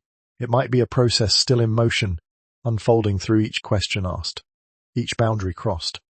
And if that is true, the threshold ahead is not fixed. It waits, undefined, just beyond the edge of our present awareness. The room is quiet. No ancient sky presses overhead. No ritual fire flickers against stone. No telescope points toward distant galaxies. A single lamp glows softly. A person sits awake long after the world outside has settled into sleep. There is nothing dramatic here. Only thought. For most of human history, awareness was directed outward, to survival, to the heavens, to symbols carved in stone.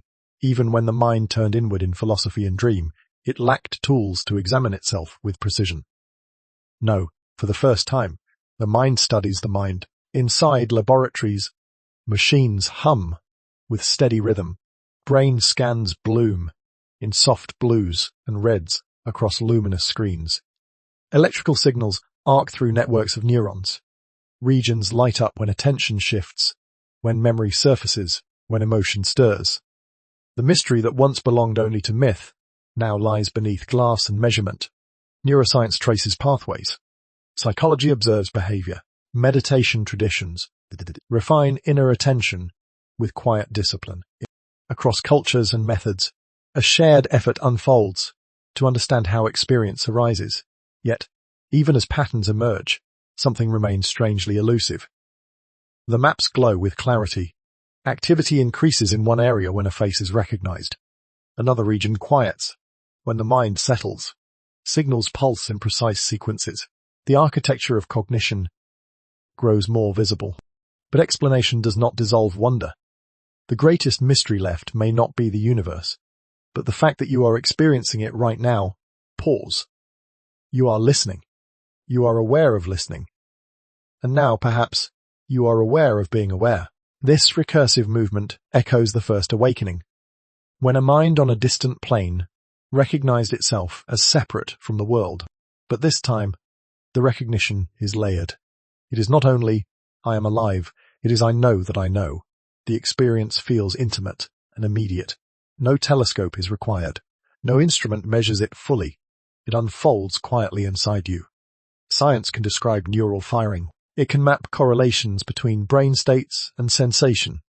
It can explain how visual data travels from eye to cortex. But why does it feel like something from the inside? This question lingers stubbornly. Humanity understands more than ever about the mechanisms of awareness, yet the subjective texture of being remains resistant to reduction. The warmth of memory, the sharpness of pain, the depth of joy. These experiences are not captured entirely by diagrams. The pacing slows. The voice softens. Notice the space between thoughts. Notice the subtle hum of your own presence. Even if the room is silent, awareness hums quietly beneath it. The mind becomes both observer and observed. Meditative traditions long practice this inward turning, refining attention to stillness. No, laboratories attempt to measure similar states. Ancient introspection meets modern instrumentation.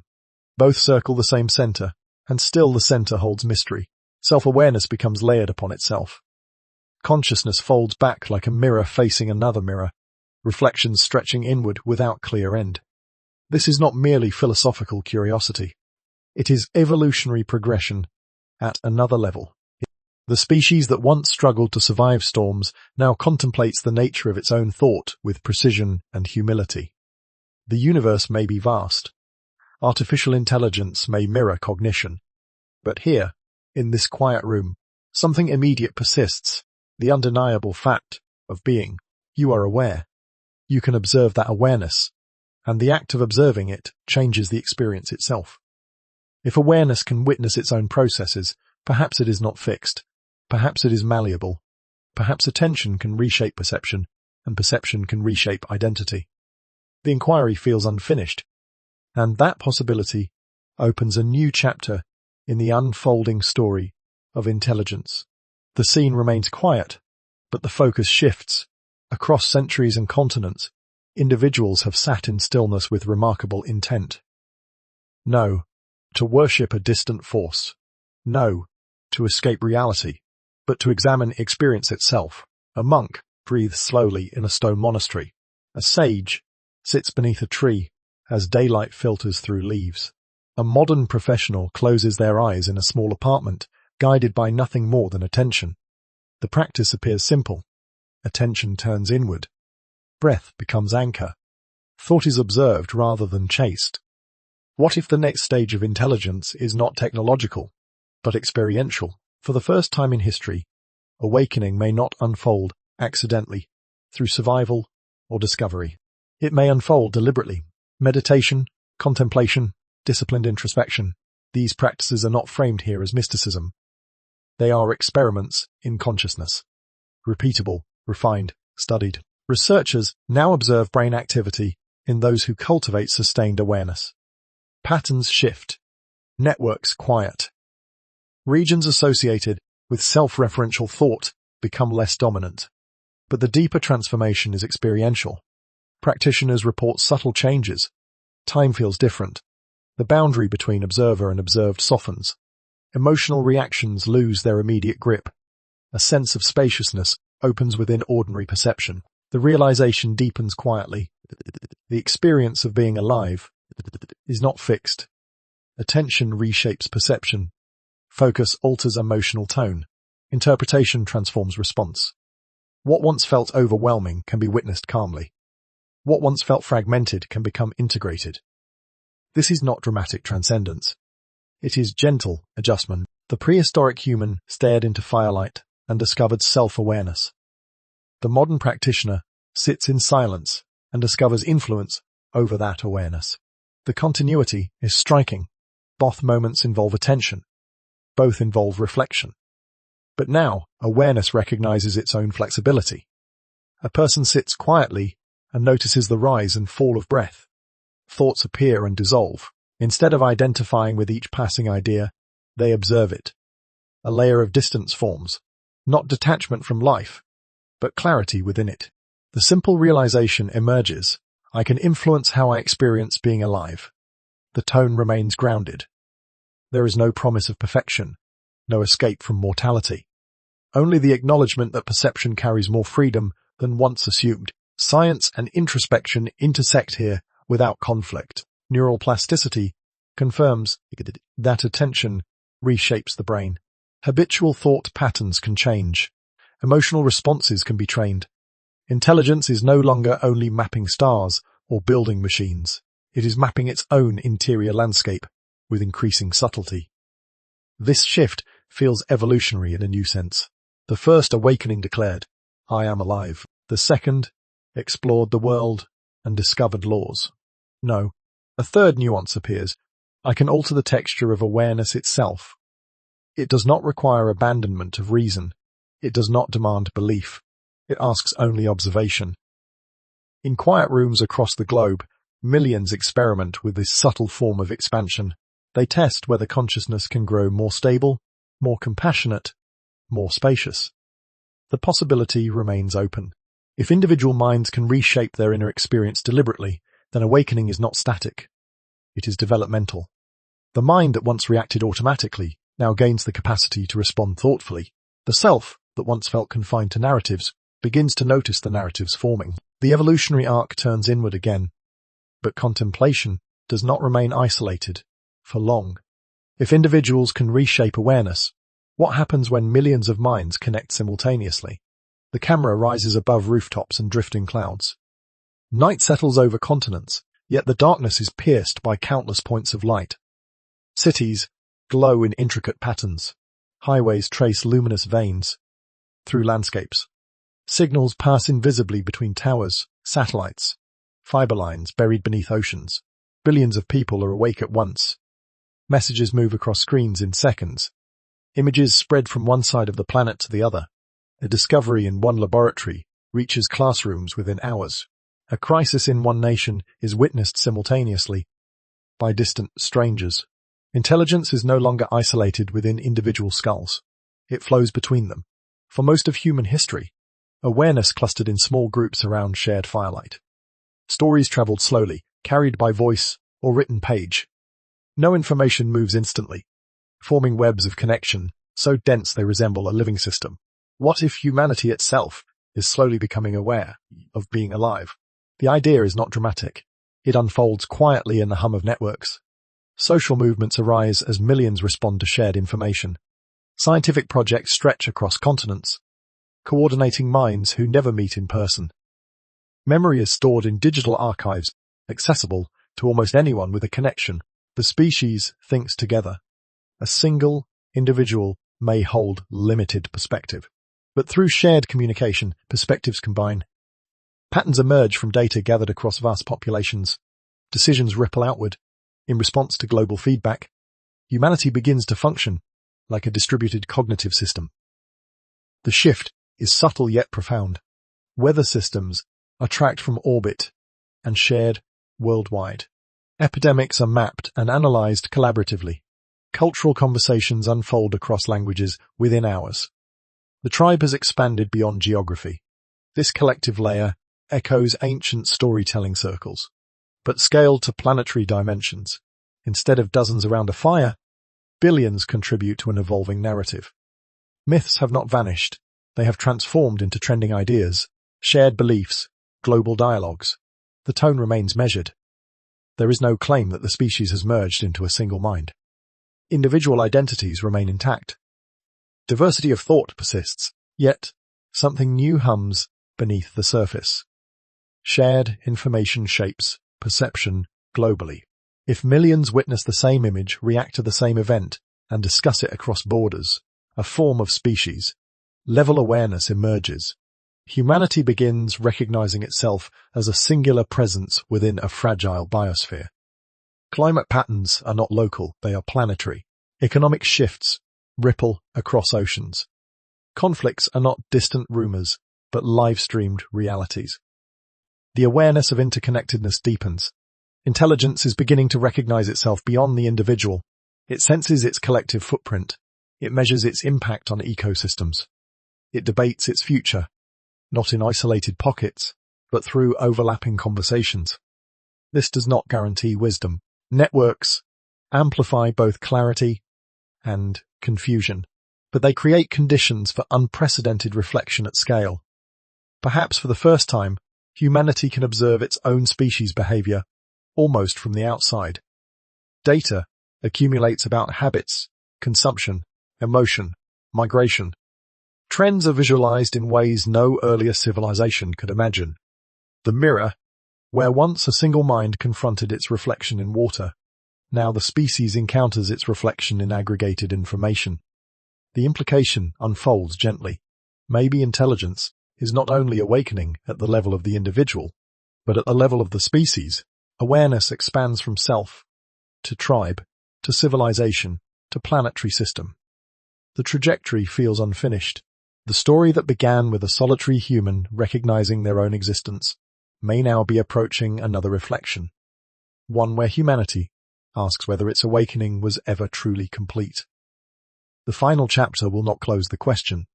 It will return to that first spark and ask whether we have only just begun to understand it. The wind moves through tall grass, just as it did long before cities and circuits. The sky stretches wide above an open plain.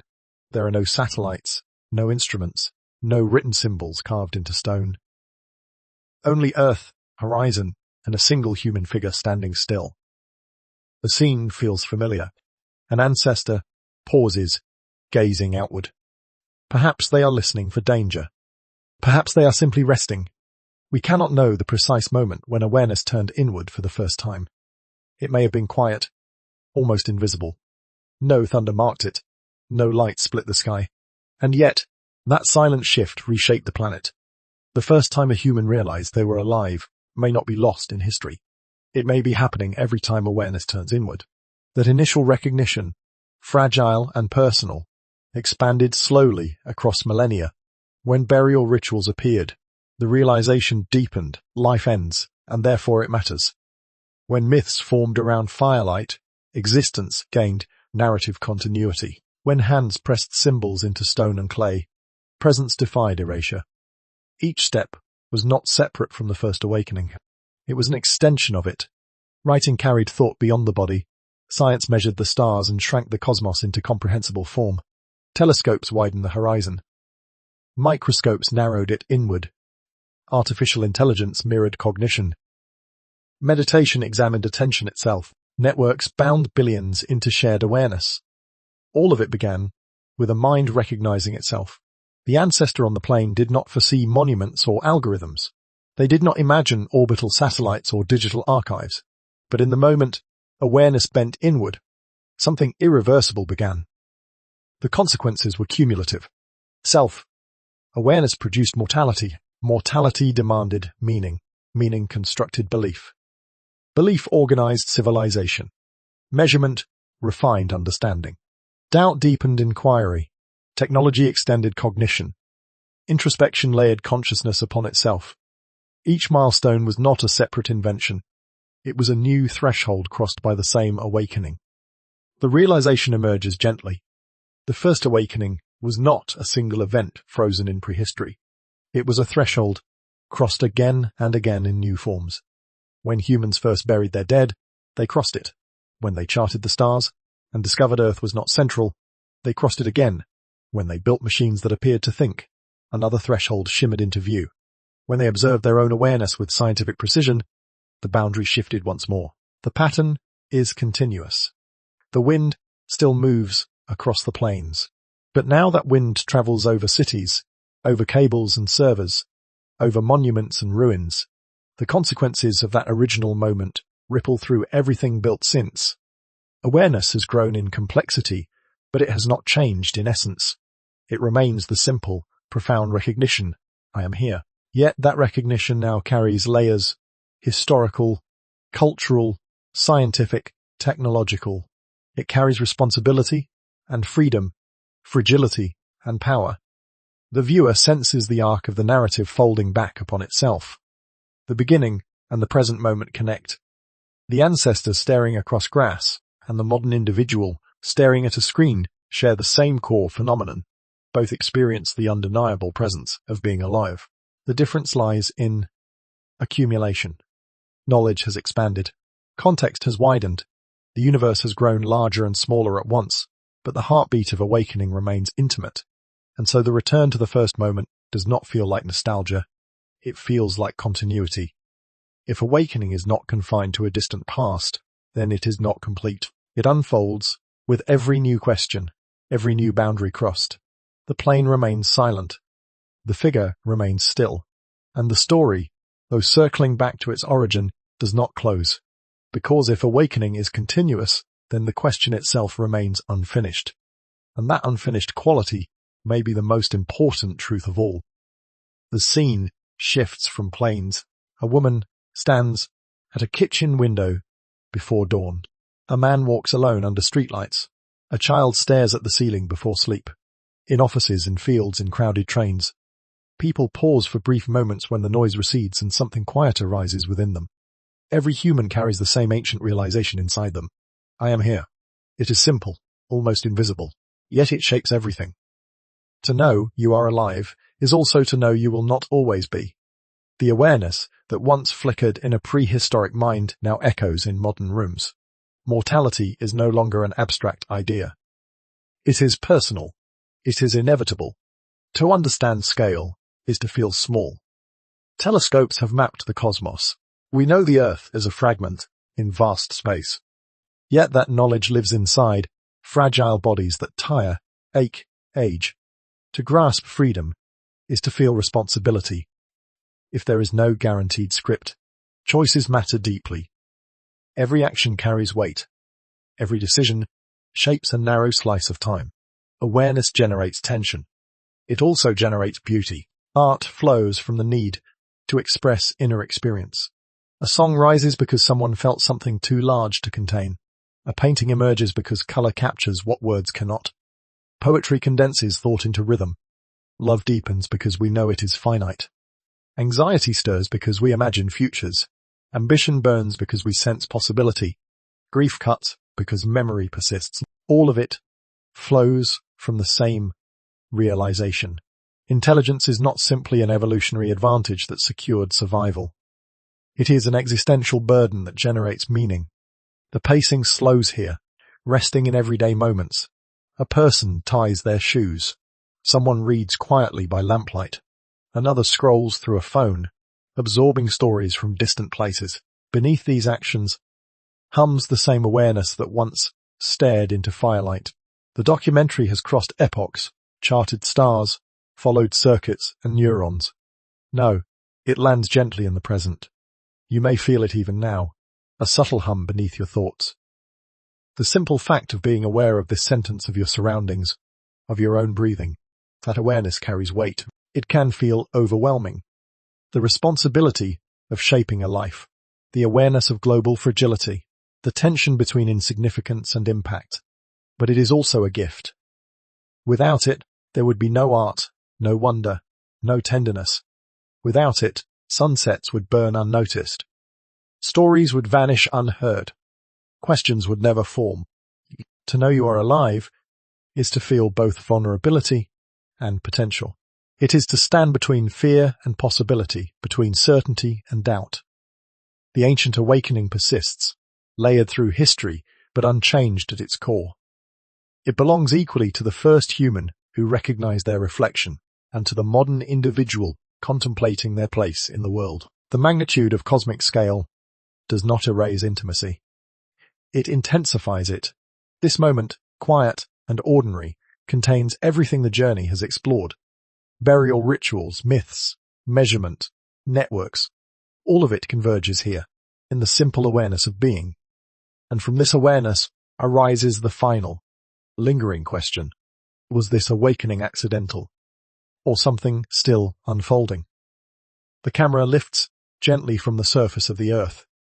Cloud systems spiral over oceans, lightning flickers inside towering storms. Along the dark curve of the planet, city lights glow in delicate constellations. From orbit, borders dissolve. Only patterns remain. Weather, illumination, movement. Beyond the atmosphere, silence stretches between stars. Intelligence emerged from matter and began asking why. Atoms forged in ancient explosions settled into oceans and bone. Cells organized. Nerves sparked. A mind formed and recognized itself. From that recognition flowed burial fires, myths, measurement, machines, reflection. But perhaps the act of asking, what if intelligence was never meant to find the answer, only to keep asking? The thought does not arrive as frustration. It feels almost liberating. Every discovery in this long unfolding has led not to final certainty, but to deeper inquiry. When humans learned that Earth was not the center, they asked, what lay beyond? When they mapped the brain, they asked why awareness feels as it does. When they built systems that mirror thought, they asked what thinking truly means. Each answer widened the horizon. The first awakening may not have been about declaring, I am alive. It may have been about realizing that existence can be questioned at all. This reframing shifts the weight. If the purpose of intelligence were a fixed conclusion, the story might close neatly, but intelligence behaves differently. It seeks, it explores, it revises. Its power lies not in finality, but in curiosity sustained across time. The pacing slows toward near stillness. From space, the planet turns without hurry. The lights flicker. Storms form and dissolve. Signals pass invisibly through air and vacuum. Beneath that movement, billions of minds contemplate their own presence. Awakening is not a relic buried in prehistory. It unfolds whenever awareness reflects on itself. It unfolds in laboratories and monasteries, in classrooms and late-night rooms, where someone lies awake considering their place in the cosmos. The mystery remains open. Was intelligence accidental? Inevitable? A rare cosmic anomaly? Perhaps the categories themselves are too narrow.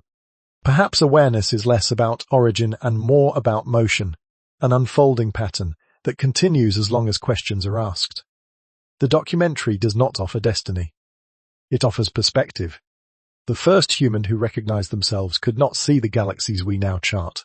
The modern observer cannot see the full arc of what intelligence may become. Yet both share the same simple act, reflection.